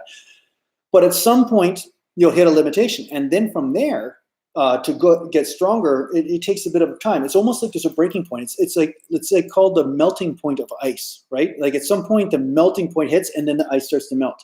So it's almost like progressive training where you continually hit that muscle group over a period of time. And all of a sudden, there's a switch. And then the body changes and then the strength increases. But it's not always linear where it just happens, okay, every time I work out, it's going to go up a little bit. It doesn't happen like that. Sometimes it happens where you get stronger and then you stay at a plateau for a while and then you get a little bit weaker and then sometimes, boom, then you get a little bit stronger. It's the weirdest thing, but it is not as linear as they say. And I know a lot of people try to say it's just linear. It's not. Now, the reason why the powerlifters can peak for meets and stuff like that is because they're not always gaining in strength every single meet. Sometimes they're just trying to peak for what they can perform at the meet day. So they're just trying to refine their strongest day, but they're not necessarily getting stronger every single meet they're going to. Some of them are, but not all of them, right? Once you get really advanced, you're basically Obviously these powerlifters aren't able to work with 1 rep max weights all the time. Otherwise they get injured. That's why they don't do that. So what they do is they'll do a 1 rep of something they can do 10 reps with, and then they'll work their way up, and then they'll go to 1 rep with something they can do 8 reps with, then 1 rep with something they can do 6 reps with. But they can still do that weight easily, but they're refining that groove and get closer and closer to the peak, so they peak for that competition day. So it's different, right?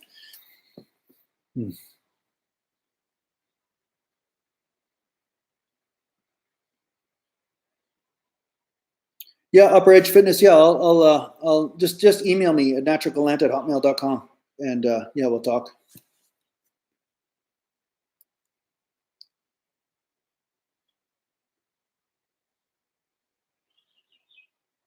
Yeah, thanks, John. You got a banging hangover? Yeah, the hangovers are not good for bodybuilding, my friend. They might be good for a good time once in a while, but not for bodybuilding. No, sir.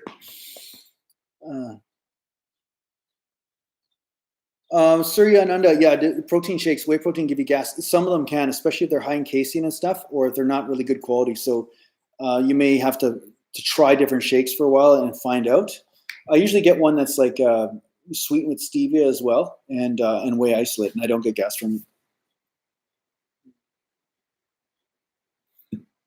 Apex Alert. He said he's recently tried doing full body 5 times a week, relatively low volume each day. Ever tried anything like this? You must be new, Apex. Are you new here? Because if you're asking me that question, you must be new. True facts. Range of motion is important. Yeah, range of motion is important. It's just a matter of extreme range of motion is also very important for creating an injury. So that's the thing. What is extreme? It's all relative, right? Does the wife lift? Yeah, she lifts here and there. She does mostly yoga work and stuff, and it's a constant tension things, but she lifts. Yeah. Yeah, no, don't be sharing any links there, Quentin, on here. I don't want links being shared in the chat. It gets a little bit crazy.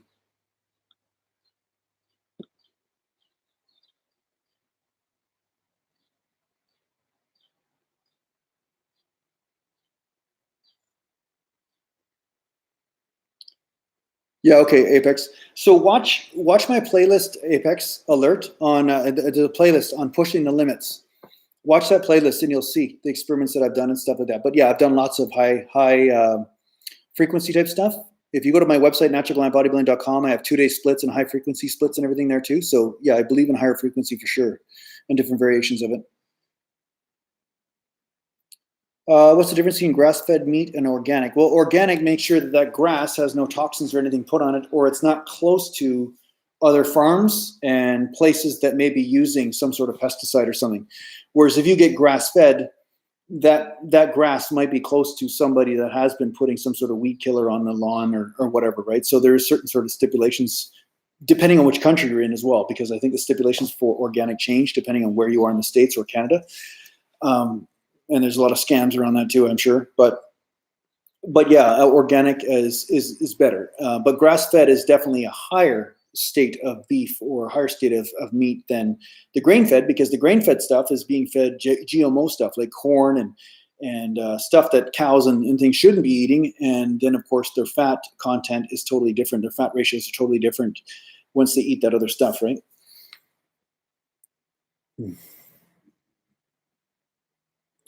Balumi, bodybuilding is cool and all that, but how did I learn those sick dance moves? Well, actually, I learned those dance moves because there was a girl in high school that I was friends with, and she taught me a few things back then, and I didn't know how to dance, but I just started to learn rhythm and started to learn stuff, right? So I started just watching music videos and started emulating people, and yeah, it was kind of one of my hobbies in high school and later on, and then I started doing it on stage for bodybuilding shows and stuff, and that's where I learned it. Yeah.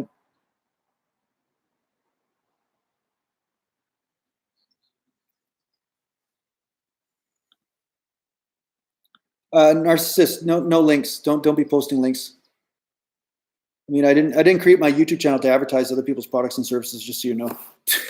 It's like, it's funny that people don't understand that, but yeah, don't be tuning into my channel to sell other people's stuff, because what happens, you get all these spammers that basically they come on there and then it's like walking into somebody's store and then selling, like going into McDonald's and then selling your Burger King hamburgers. Like, well, you wouldn't do that. I'd be totally inconsiderate and rude, right? So yeah, I don't do that. Do I do any reverse curls or hammer curls for brachialis? I do some hammer curls here and there because I find that because of my shoulder and bicep thing going on here, I find that sometimes because the bicep crosses the shoulder, I find I want to give it a rest because sometimes when I'm doing dumbbell curls, my shoulders burn. So yeah, I find doing the hammer curls actually really works well to hit a different part of the bicep. Jake A, marijuana and psychedelics are not even in the same category. So first of all, you can't really put them on in the same question and say, what's my opinion on marijuana and psychedelics? I don't use any marijuana or psychedelics. I did ayahuasca ceremonies back in the day, a couple of them, in the beginning stages of my journey, and it was very good, but it's a different thing. And it's a long discussion, but it's totally different than marijuana. It's not even in the same category. Your dad's using performance and hazard drugs. How do I tell him to go natural? I would say you're never going to convince him if he's decided that. I'm sure he's educated himself as much as he can about the subject and decided for his own reasons. So yeah, I don't know what to say. The problem is that I find that people that aren't natural, not all of them, okay? So, and again, there's always some great people and whatever, but I find sometimes when somebody has been not natural, it's harder for them to believe that somebody else is. So say you show them my video, they'll say, oh, that guy's not natural. You know, they'll just basically right away poo-poo it or say that I'm not or whatever. Like that's my experience. I have some real big freaking idiots. This one guy named Drake at the gym, and he's probably not watching this, but if he ever does, then I don't care. But his dad's a fucking idiot. That's all I can say. Because his dad was trying to convince him that I'm not natural because he just can't believe, you know, and he was quite adamant about it without even talking to me, without even understanding who I am or anything, you know. So yeah, it's a hard thing, you know. People will defend their addictions, and sometimes the addictions are subtle, sometimes they're very strong. But when somebody's addicted to a substance or when they need something, they'll come up with a bunch of reasons to justify it. So yeah, it's a tough discussion. I really don't have an easy answer for you there.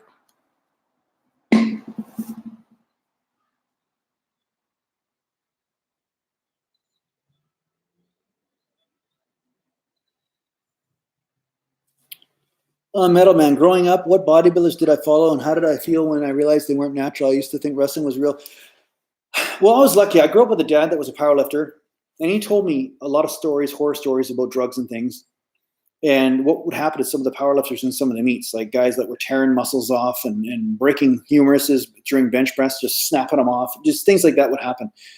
And bleeding from the nose, blood, like he told me all these different stories, like stuff like that. And I knew these stories by the time I was 12 years old, right? So I was influenced with this understanding that there was some cheaters in the world that were doing this kind of stuff. So when I look at the bodybuilders magazine and say, wow, I'd like to be like that. I'd like to be like that guy. I want to be that big and stuff. And he goes, well, that guy's full of juice. Or he would tell me like basically that this is his experience. And sometimes I'd believe him, sometimes I wouldn't, but at least the seed was planted. And then when I discovered it, it wasn't a shock. It was like, oh, well, you know, Dad kind of told me that, you know, so it kind of makes sense, right? And then I was starting to see my own limitations as I went along during the journey and saying, geez, you know, I bench press, 350 pounds, but this guy that was just training 2 months is bench pressing the exact same amount as me. And you know, he's on drugs and he's only been training for 2 months. Like, I'm like, wow, what the hell is that about, you know? So I started to have these experiences that would confirm what he was saying to me. So anyway, it wasn't a shock.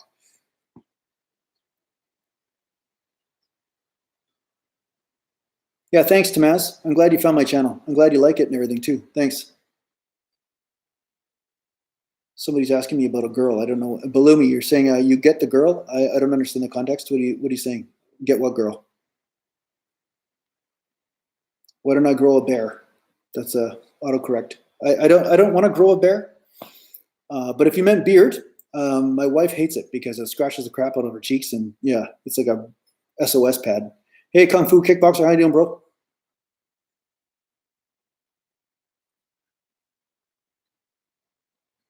Isaac, why did I delete his comments on my Instagram when I called you my dad?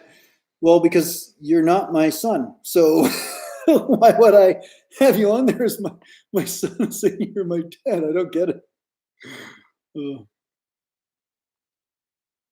Uh, no, narcissist, I understand. I just, Yeah, I'm the free resource that I'm marketing right now. So yeah, I'm not trying to market other people's stuff because I'm not going to endorse anybody other stuff too, because I don't necessarily agree with some of the things that are being said by some other people too. So I'm obviously not going to be using my content to post their links or this or that too, right? So yeah, if I feel something is marketable or feel something is valid, I will market it myself. But I don't just let anybody come on my channel and just put their links up. I don't do that. Yeah, upright fitness, I don't really. It's still a food and stuff. It's not. I don't consider coffee a drug, although caffeine's in it. It's a naturally occurring substance in there, but it's not. It's not quite the same. But I know what you're saying.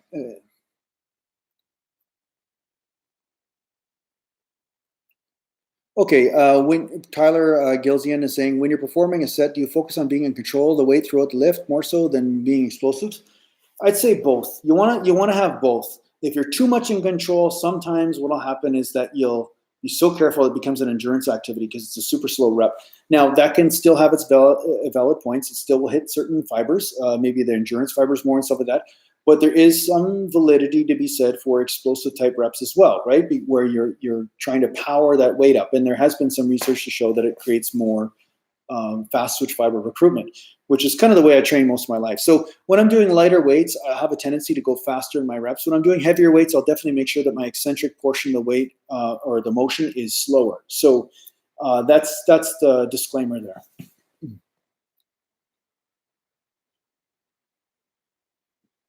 Dirty hog redneck. Who are you talking to, man?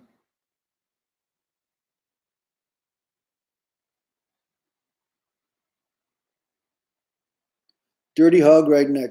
Okay, fuck off, you piece of shit. Bye-bye.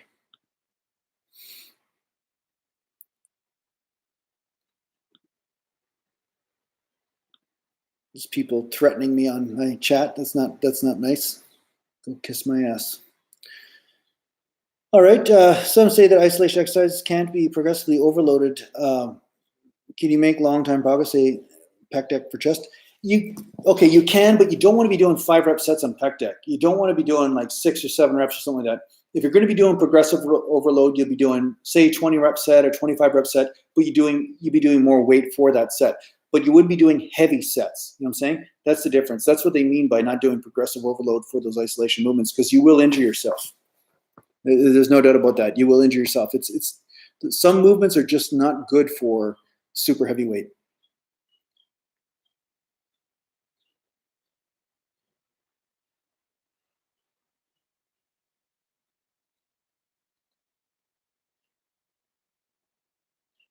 Oh, okay. Sorry, Balumi, you mentioned a girl for starting learning to dance. So wondering if it helped. Um, yeah, no. She taught me how to dance. She was in jazz and tap and hip hop and all that kind of stuff. So she taught me some basics. My brother too, and a few of our friends or whatever. So we'd have these parties where she would teach us some dance and choreography and stuff. It was kind of fun. So yeah, that's what we do sometimes. Yeah, it was a good group of kids I hung out with. They were actually a pretty good group. We were just friends. Yeah.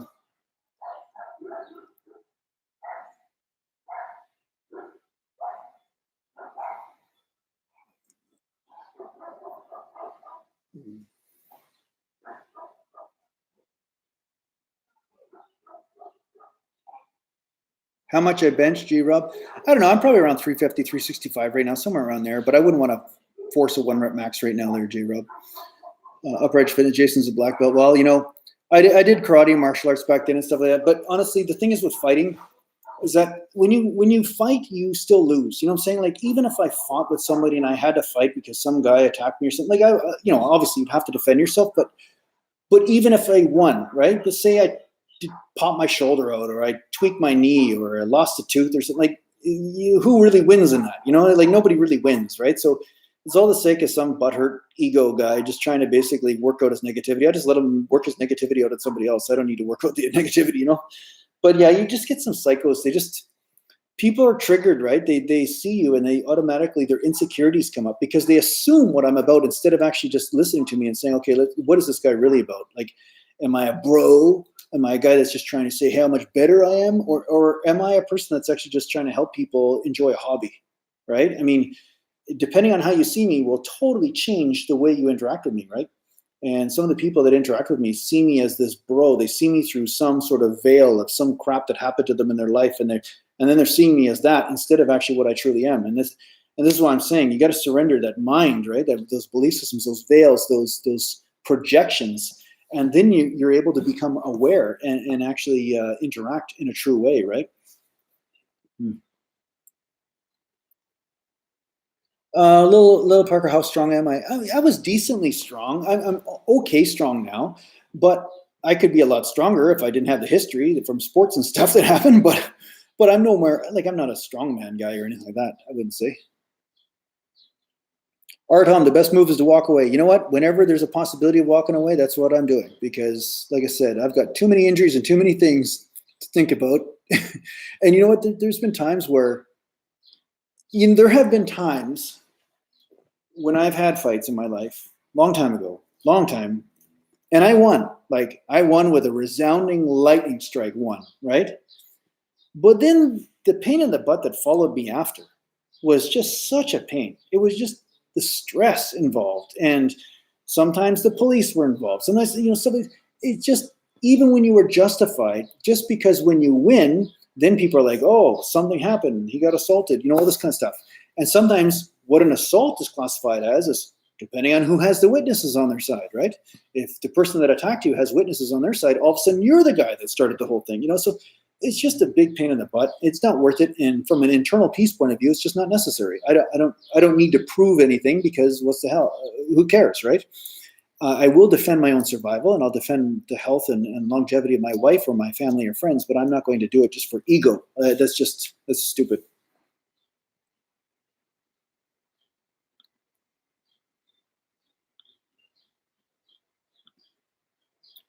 Rob, why are you calling me Michael Hearn? What kind of a smart ass comment is that?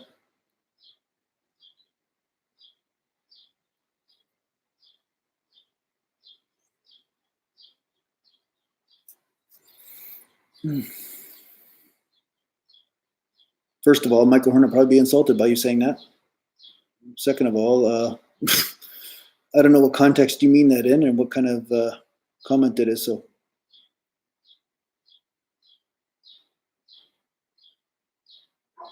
yeah, man, you're true too. All it takes is one lucky punch, no matter how badass you are. That's right. And you know what? Honestly, it's like, yeah, you're whenever you're involved in a situation like that where there's explosive things going in every direction, it's like I said. I mean, 99% of the time you can avoid that stuff. If you're lucky enough to be able to, then do it. That's what I would do. Okay, J Rob. Okay, I didn't know. Sorry, J Rob. If you're gonna make a comment like that, I need to get some context on what you're saying, because I get a lot of trolls and a lot of, as you can see, sometimes I get some negative comments and stuff. Sometimes people are trying to insinuate something or whatever. So thanks. So no problem, buddy. We're good. I just wanted to know, just to see if I had to clean up the chat again or something. Christopher Lenz, can you read my messages right now?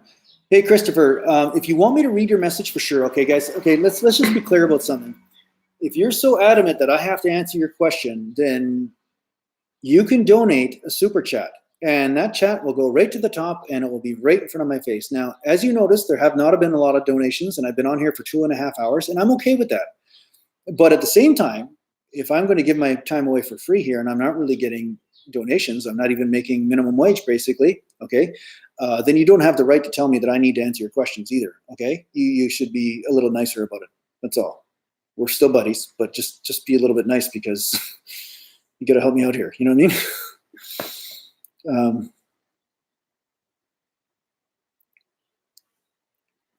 Have I ever seen a posterior shoulder dislocation? No, but I've heard about it there, Francis. I think during the punching accident, somebody talked to me about when they basically punched and somebody punched them in the shoulder and that posteriorly, that's bad. And I think it would really affect your bench presses and stuff in a negative way. So yeah, I could see that being brutal. Yeah.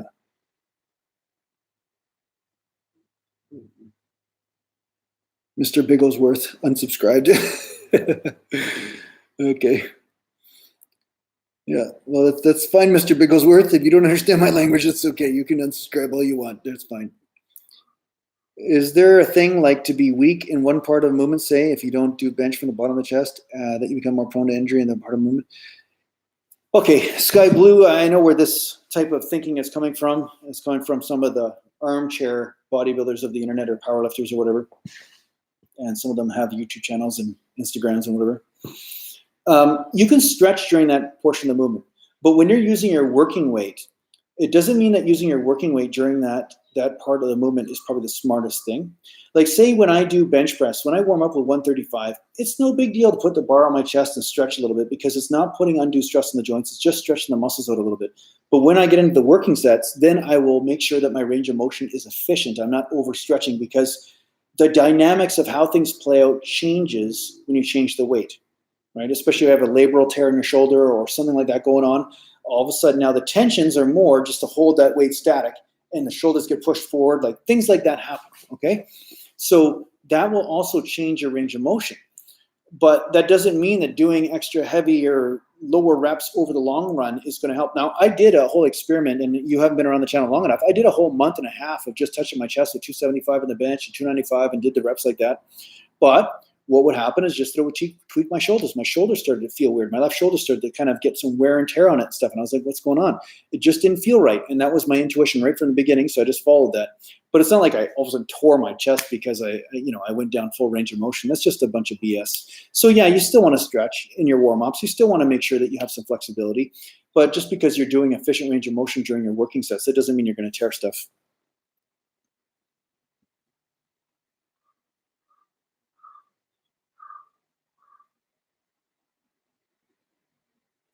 Yeah, Balumi, the thing is, it's genetics. It's also youth. Youth helps, that's definitely the thing. Natural bodybuilders, like here's the thing, natural bodybuilding. At my peak, I was still 60 pounds lighter than a guy, or 50 pounds at least lighter than a guy that wasn't natural at the same level. So say you're top 5% of natural bodybuilding, and then you're top 5% of IFBB. Guess what? That's a 50 or 60 pounds of muscle mass difference. But because in a picture, people can't really tell the difference because they just see muscles and they see some ripples and stuff. They're like, oh, but I tell you, you put that guy beside me, I look like an aerobics instructor all of a sudden. You know what I'm saying? Like you would know the difference right away.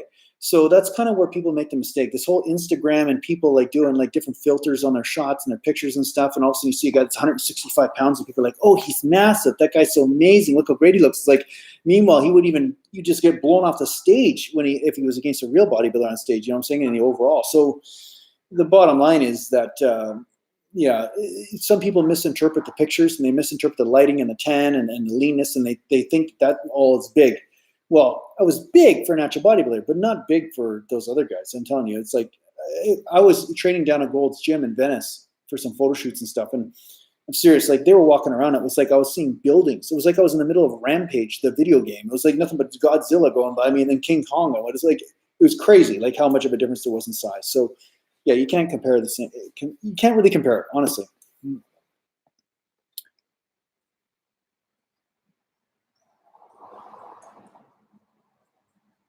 Hey, Christopher Lenz, you got to understand that for me to scroll up through all the comments to make sure that I answer, it's easier for you just to retype the freaking question. So just quit being a little shit and just do that. All right, just work with me here. I'm the one giving my time here. You're the one just receiving. So just fucking do it.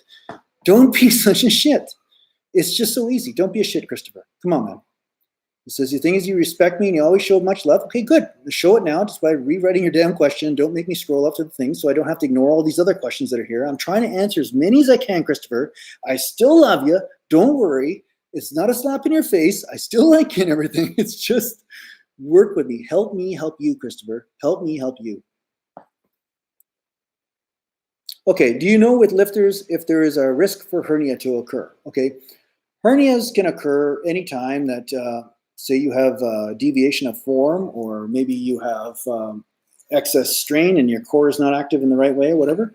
I remember feeling an experience of that when I did a bent over sort of movement where I round up my back too much and I lifted improperly. Sometimes that happens. So anytime you lift, there is a risk. That's all I'm saying. Okay, on CN channel, how long have I grown my hair? It looks cool. I was growing it for, it took me about a year and a half to get it to where it is now, but I've been cutting it on and off. Sorry, guys, I didn't see the questions. Emerald, awesome. Thanks, guys, for the donations there. And Isaac, let me see what Isaac's saying here. Isaac, what do you think about people's perspective on thinking that lifting is shallow and is about ego and separates our awareness towards the 3D world? Okay, it depends on the mode of Isaac. It's a very valid thing, and it's a question that I ask myself many times on my own meditation journey and bodybuilding and things, is this just a shallow endeavor? And yeah, you will have a war with the ego along the way, where the ego wants to take hold of the accomplishments and say, this is who I am, instead of this is just a way of enjoying life in this moment, right? Of having a physical experience. So yeah, you will have to take a scalpel to the ego every time it wants to get its little dirty hands into it and say, I must be stronger. I must look better. I must. Kind of like the artist still has to separate from their own creation. Sometimes the art, person does art and then they enjoy their art, but at the same time, then they're like, oh, it must be better. It should be better. It should be this, it should be that. And then they have to let go of that. They have to detach from the outcome and realize that there's a much greater mind or intelligence that's guiding their hand or guiding the paintbrush. So it's the same thing with your bodybuilding. You're trying to bring neutrality into your journey and use bodybuilding as a way of having a relationship with life, but not an imprisonment. That's all. So yes, you can turn this into a spiritual journey or an ego journey. It's really up to you. But yeah, it's a very valid question, and it's a very good one to ask yourself, because there are subtleties of the ego that come into it from time to time, and you do want to clean that up as much as you can. Because let's face it, like you said, at 90 years old, we're not going to look the same. Look at Arnold or Lou Ferrigno's physique or Arnold Schwarzenegger's physique now. It's not close to the same as it was when they're 20. And if they have an ego wrapped up in it, it's going to be incredibly painful. But if you let go of that ego, then all of a sudden they're like, hey, well, you know what? I still have a great life. Like, I did this, but now I'm creating something different. It's just, there's different creations that come from you. It's not always the same thing. So yeah, the curse of the artist is to let the babies go. It's you create this beautiful work of art, but then you have to let it go and then wait for the new creation to emerge. That's really the important thing. So if you can do that, then you can enjoy any creation that happens in your life, but you're not attaching to it. It's really about detachment. So I hope that helps you out there, big guy.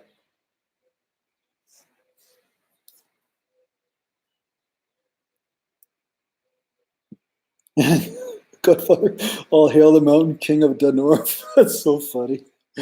I'll see you, Upper Edge Fitness. Have to go. Amazing time. IDM PS4, nice, bro. All right, buddy. Yeah, no, great, man. Hey, Francis Drake, doing naturally. Your message of listening to your body, considering your success is appreciated. Good. Yeah, no, you know what? Do it naturally. That's exactly what I'm here to do. I'm here. I'm going to move you up closer to me so we're really intimate here, okay? I'm here. Isn't this neat? See, I'm really intimate right now. Hey, guys? Huh? So I'm here to basically reinforce what you already know to be true as much as I can. And inside you, there's this wisdom that you know certain things, but then there's this voice that comes from the outside that tells you to do something different. And I want you to ignore that if it's not in resonance with your own well-being, right? Especially physically, you know, on this bodybuilding journey. So Christopher, thanks. Okay, you put your comment down here. Thank you. It makes it easier. I'm just scrolling down. Thank you. Should I be concerned with conflating the phosphagen energy system, conflicting, okay, or something like that, with the aerobic? If on a heavy day, at the end of the workout exercise, doing a high rep set to obtain a good pump or exhaustion? No, Christopher, I don't think so. I think that's a very valid bodybuilding technique. If your goal is bodybuilding, that's a very valid technique. A lot of times people will use their energy, first of all, to get the strength and to get that intensity, because let's face it, the endurance fibers are about fatigue, right? But the fast twitch fibers are about how much can you push. So it only makes sense that you would start with that. And then from there, when you go to the endurance fibers, it's all about burnout. So because you've already exhausted the fast twitch fibers, now the endurance fibers have no choice but to take over, and then they basically get influenced. Now, do you want to do that all the time? Maybe not. Maybe you just want to have more recovery, more rest, just to go right to those fast twitch fibers once in a while. But once in a while, burning yourself out like that is good too. You just don't want to do it all the time, just like drop sets. You don't want to drop set all the time, but once in a while, you need that super intense workout to snap that switch and get that greater response in the body, right? So thanks for working with me, buddy. We're still friends. Hey?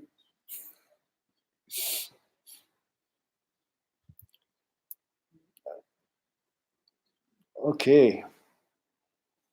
Yeah, Zorak, I saw Arnold get drop kicked at the Arnie Classic, and I think that was in Africa, because there's so much reverse racism going on down there. Well, I don't know what reverse racism is, but racism and stuff.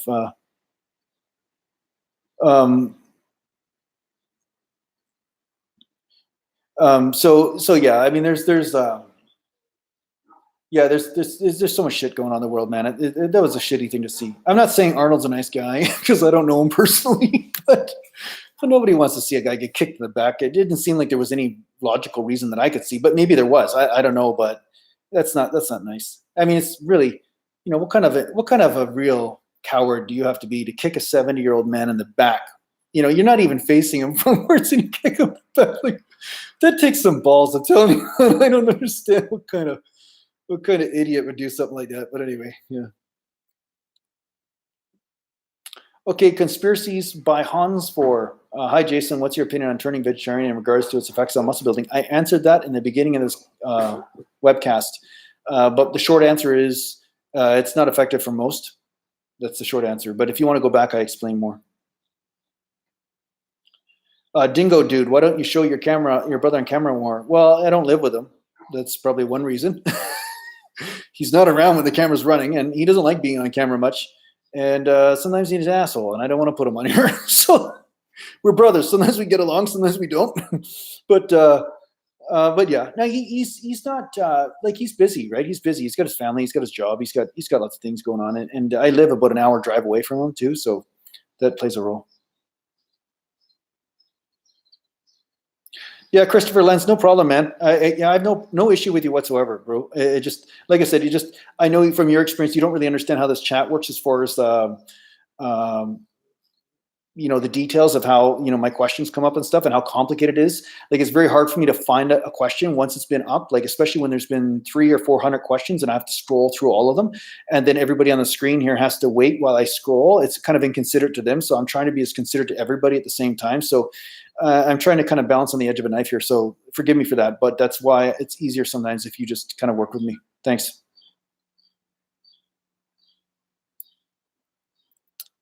Murphy, hitting a muscle 3 times a week. Get my 2-day split program off my website, naturalgallantbodybuilding.com, and you will not regret it.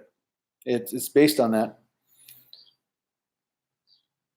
Yeah, the kid that kicked him wanted a Ferrari from Arnold. Man, I don't know if kicking somebody is a way of getting a Ferrari, because if kicking somebody is a way of getting a Ferrari, I'm going to go start nailing people in the nards. And I think there's a lot of old guys in this town that I can nail in the nards, and I think I might be able to get a lot of cars from that. That'd be pretty good. Yeah, no problem there, Surya Nanda. Thanks, brother. I'm glad you appreciate what I'm doing, and I'm glad you're here. At your level, you can keep getting heavier weight? I can get stronger in some lifts, but sometimes my body works against me. You know what I'm saying? Like, sometimes it doesn't want to go heavier. Sometimes the joints don't feel like it needs it. So I'm at a point where I've got to surrender and then push and then surrender and push. And it's kind of like dancing. You know what I'm saying? Like, if everybody's doing right, left, and then you go right, just because you want to, then you're stepping on people's toes, right? So I'm an identical twin too, Metal Man. Yes. I am basically trying to work with what works with my body now, because obviously what worked with when I was 20 is not quite the same. I've got different history, different stuff going on. But at the same time, I'm getting some good results, some good pumps, and I'm feeling good, Mountain, yeah. Luke Shepard, I live in BC, Canada, okay? That's the west coast above Washington. And I live the ocean's only about an hour drive away from me, and I live in a place called Harrison Hot Springs, so you'd really like it. Yeah.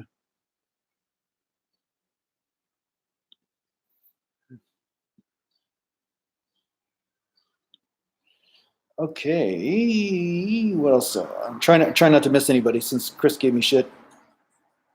You happy, Chris? No, I mean, shit, I'm trying to help everyone. No, I'm just kidding. I'm just bugging anybody.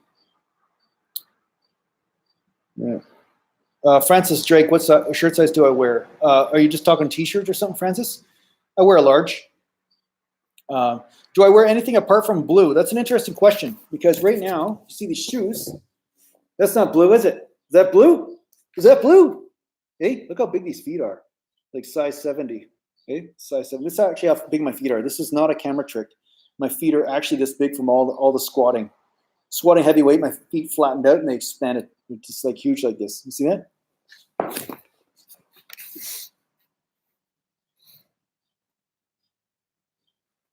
Yeah. So yeah, t-shirt. I wear a large t-shirt, Francis. Yeah. The quarry, the situated the rock quarry, we have not, it's been stalled for quite a long time. We don't know what's going on with it as far as any concrete word. There has been some delays, and different ministers or different inspectors have visited there to make sure that it's not going forward with improper dumping on the grounds and things like that. But there has not been a definitive answer from the government yet about the quarry. So I'm hoping that's a good sign. What is my job? Well, I do a lot of the social media stuff. I'm doing YouTube here, and I try to support myself through Patreon or through selling workout programs or my t-shirts or something to help support me to be able to continue to serve this community this way.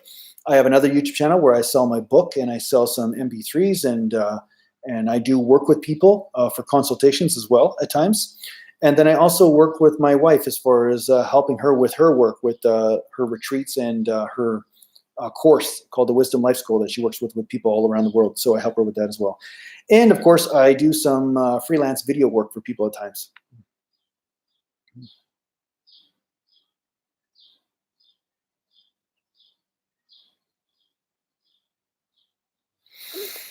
Or Excel, Knit and Drone, what's happening if I'm neither gaining nor losing weight? Am I making gains? I don't know. Are you gaining strength? There's lots of ways to make gains. If your body fat percentage changes, you won't actually gain weight. Say your body fat percentage changed, but you gained muscle, you'd actually stay the same weight, but you still made gains, right? I mean, you could look at two guys that are 200 pounds, and one guy will look like a bodybuilder, and the other guy will look like Pillsbury Doughboy, right? So it just depends on why you're not gaining weight, or what the other details of not gaining weight, what that means, right? Who's my favorite bodybuilder that I met? I would say, I mean, if we're going to talk personality, Jean-Pierre Fuchs was really a great guy. He was a really funny guy, and he's still doing social media stuff and everything. But man, I met that guy once, and man, he was funny. He's such a funny dude. He's got a real dry sense of humor. He was pretty funny. He probably would barely even remember who I am, but I met him in I think it was 2001, and yeah, such a nice guy.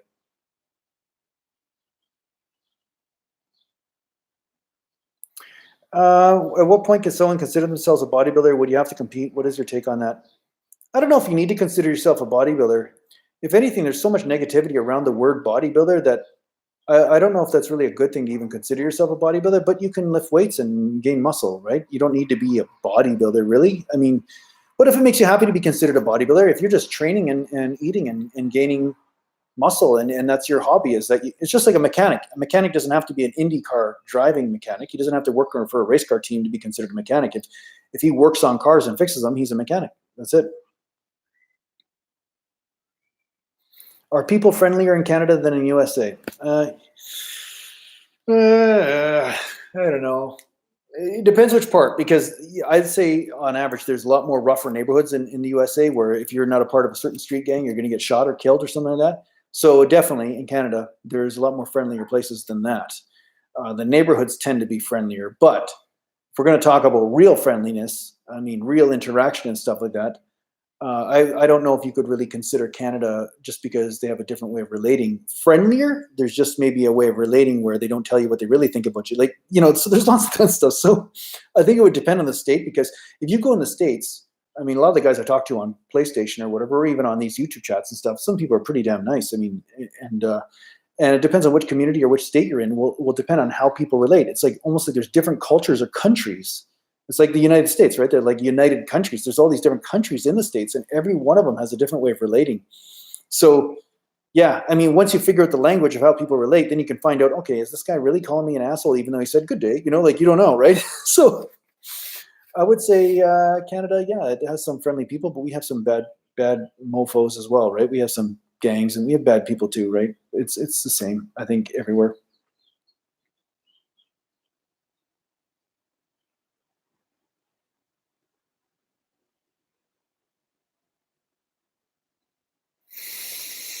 Okay, what RXL really meant was what he really means is it possible to gain muscle and maintenance calories? I've never counted calories enough to really answer that question definitively, but my guess is it'll be harder for sure. Yeah, I think it would be almost impossible, but I won't say anything's impossible, but I would say almost impossible. Yeah.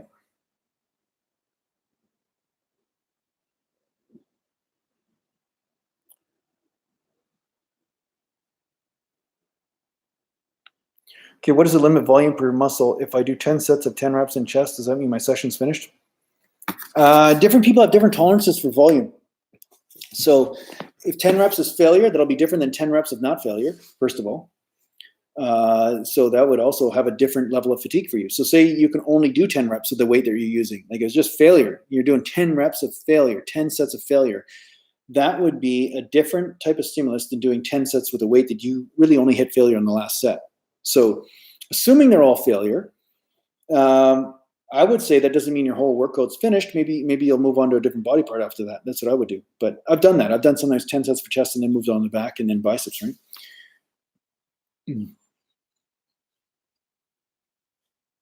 Nice, middleman. Virginia. Nice, bro. Texas. J-Rob from Texas. I played with a guy from Texas last night on PlayStation, actually. Nice guy. How do people drive in Canada? Well, that just depends on which town you're in, because some town has a higher level of newly acquired driver's licenses, sometimes illegally, than other communities. And I know people from those communities that have told me about the scams that go on with the driver's license. So yeah, there's going to be a higher level of accidents in certain areas where people are not as experienced in driving. Because like, it's not an immigration thing. It's really when somebody comes from a country and they say they come from a really big city that has very little streets and very little parking, and there's really no need to drive. They just use public transit. Obviously, they probably had less experience driving. So then they come to a country and they realize, oh God, Canada's spread out all over the place. There's just nothing but strip malls and stuff like that. Oh, I got to get around. They get a license. It's going to be a little bit more of an adjustment period for them. So yeah, sometimes they don't necessarily get the licenses the legitimate way too. So that can increase the risk of accidents. But otherwise, the driving's not too bad. Do I ride a motorbike, Zorak? No. Seeing as I've done enough damage to myself just playing hockey and high velocity sports and stuff, motorbike is just one accident away from absolute devastation. And I'm like, I don't want to take that risk. I'd rather have a car around me. Although I wish and bless anybody riding a motorbike with highest amount of safety. I don't, wish that upon anyone. But yeah, sometimes it's not that it's not safer to be on a motorbike to avoid accidents, but when an accident gets you, it's very unforgiving. And although I can see the fascination with motorbike riding, I don't want to take that risk here.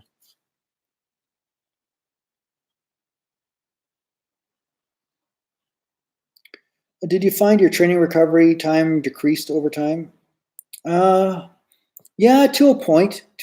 But if I was always pushing myself, then it wouldn't decrease. You know what I'm saying? It depends if your intensity is going up or not. Like say you're going up in weight and up in reps, and say you could do 20 reps of something, then also in that same weight, you're doing 25 reps. Well, yeah, I mean, you might be taking the same amount of time to heal, but actually you did more work. So in essence, your recovery did go up, I guess. RXL, am I familiar with Lingendrol? No, I don't know what that is. I've had over 17 surgeries related to civet and lost a wife. Yeah, J-Rob, that sucks. Sorry to hear that.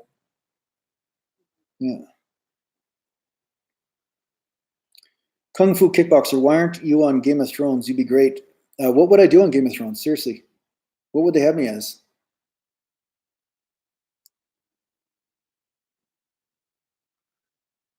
Oh, that's funny. But I want to see you out there in nature and yell, "Are you not entertained?" Maximus style from Gladiator. I love that movie. That movie was great.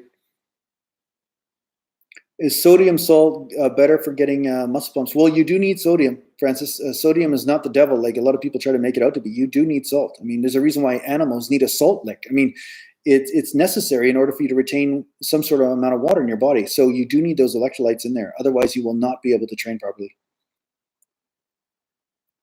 How many years of training did it take me to get my arms to 18 inches? About 8 years. About that, 8 or 9 years.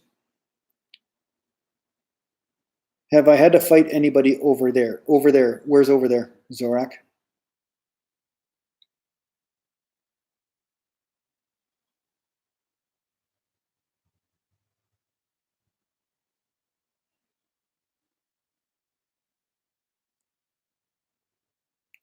Yeah, Kelly. Okay, again, I don't like commenting about other people, but I'm going to tell you right now. This is one thing Jean-Pierre Fuchs said that was really funny. Jean-Pierre Fuchs said when he was training and he would get ready for competitions, he said the one thing, and his big thing was his conditioning would sometimes not necessarily be on, but he was a mass monster. This guy was just unreal. But he said he had this thing against salt. He thought salt was the devil, and now he laughs at it. I saw him in an interview, and he laughs. He says, "I used to think salt, that was the only thing that I would like. Any coach could coach me, but if they said to put salt in there, I would definitely he wouldn't do it." So he learned the hard way that salt was necessary. So sometimes if you don't have enough salt, you'll retain water. Like a whole bunch of stuff can happen. So yeah, you need salt.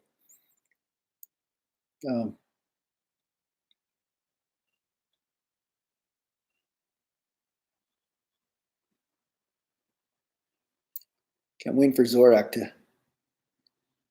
saying to get any fights here. Yeah, no problem there, Nathan. I'm glad I could answer you there, buddy. And Winner Nera. So the video stopped.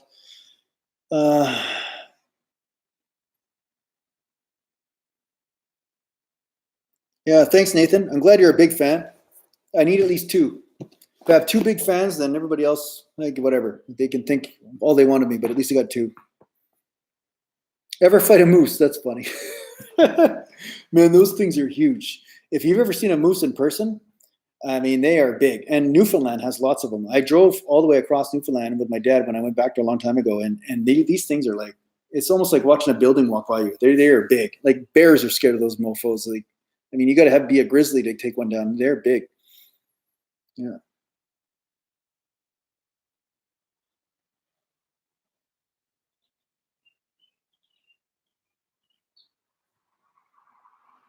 Somebody's talking about bench pressing 405 in the comments. I don't know exactly what we're talking about there.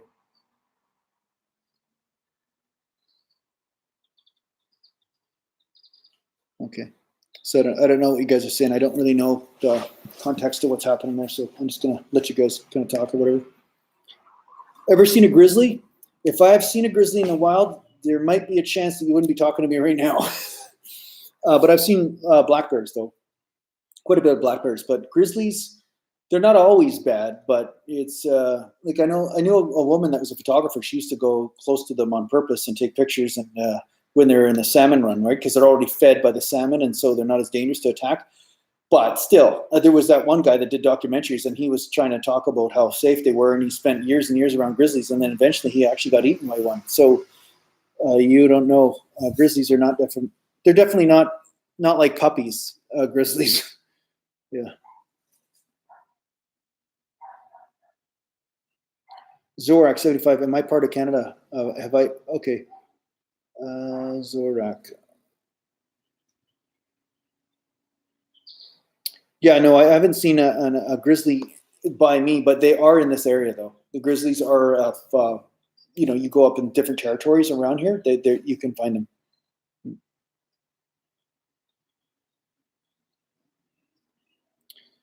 Yeah, you know what, Godfather? Did you see that meme? He says he put a grizzly in an armbar and then make him tap. Did you see that meme where there was like 10 tips, 10 steps if a bear attacks you to get away?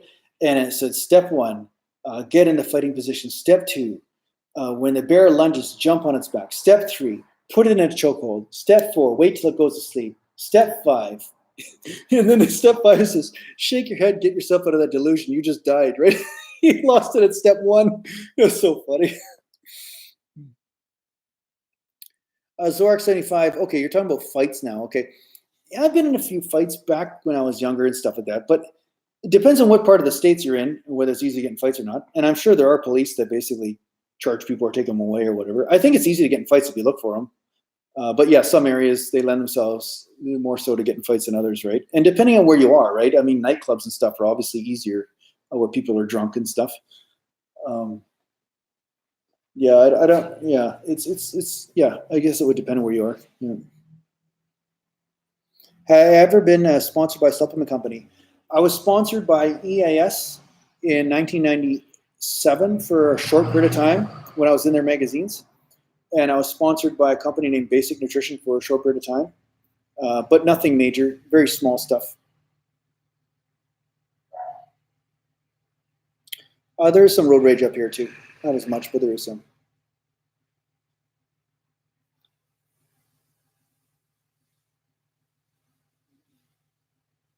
Yeah, J-Rob. Yeah, my brother and I were featured in EIS magazine. You can see the stuff on naturalgallantbodybuilding.com, my website.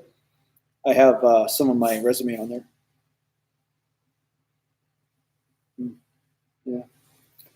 But oh well. But I should get something to eat now, guys. I think I'm gonna make some sausages or something. Yeah, Shannon Sharp was in a magazine after us, I think. Yeah, a few magazines after we were in there. I think Shannon Sharp was in there.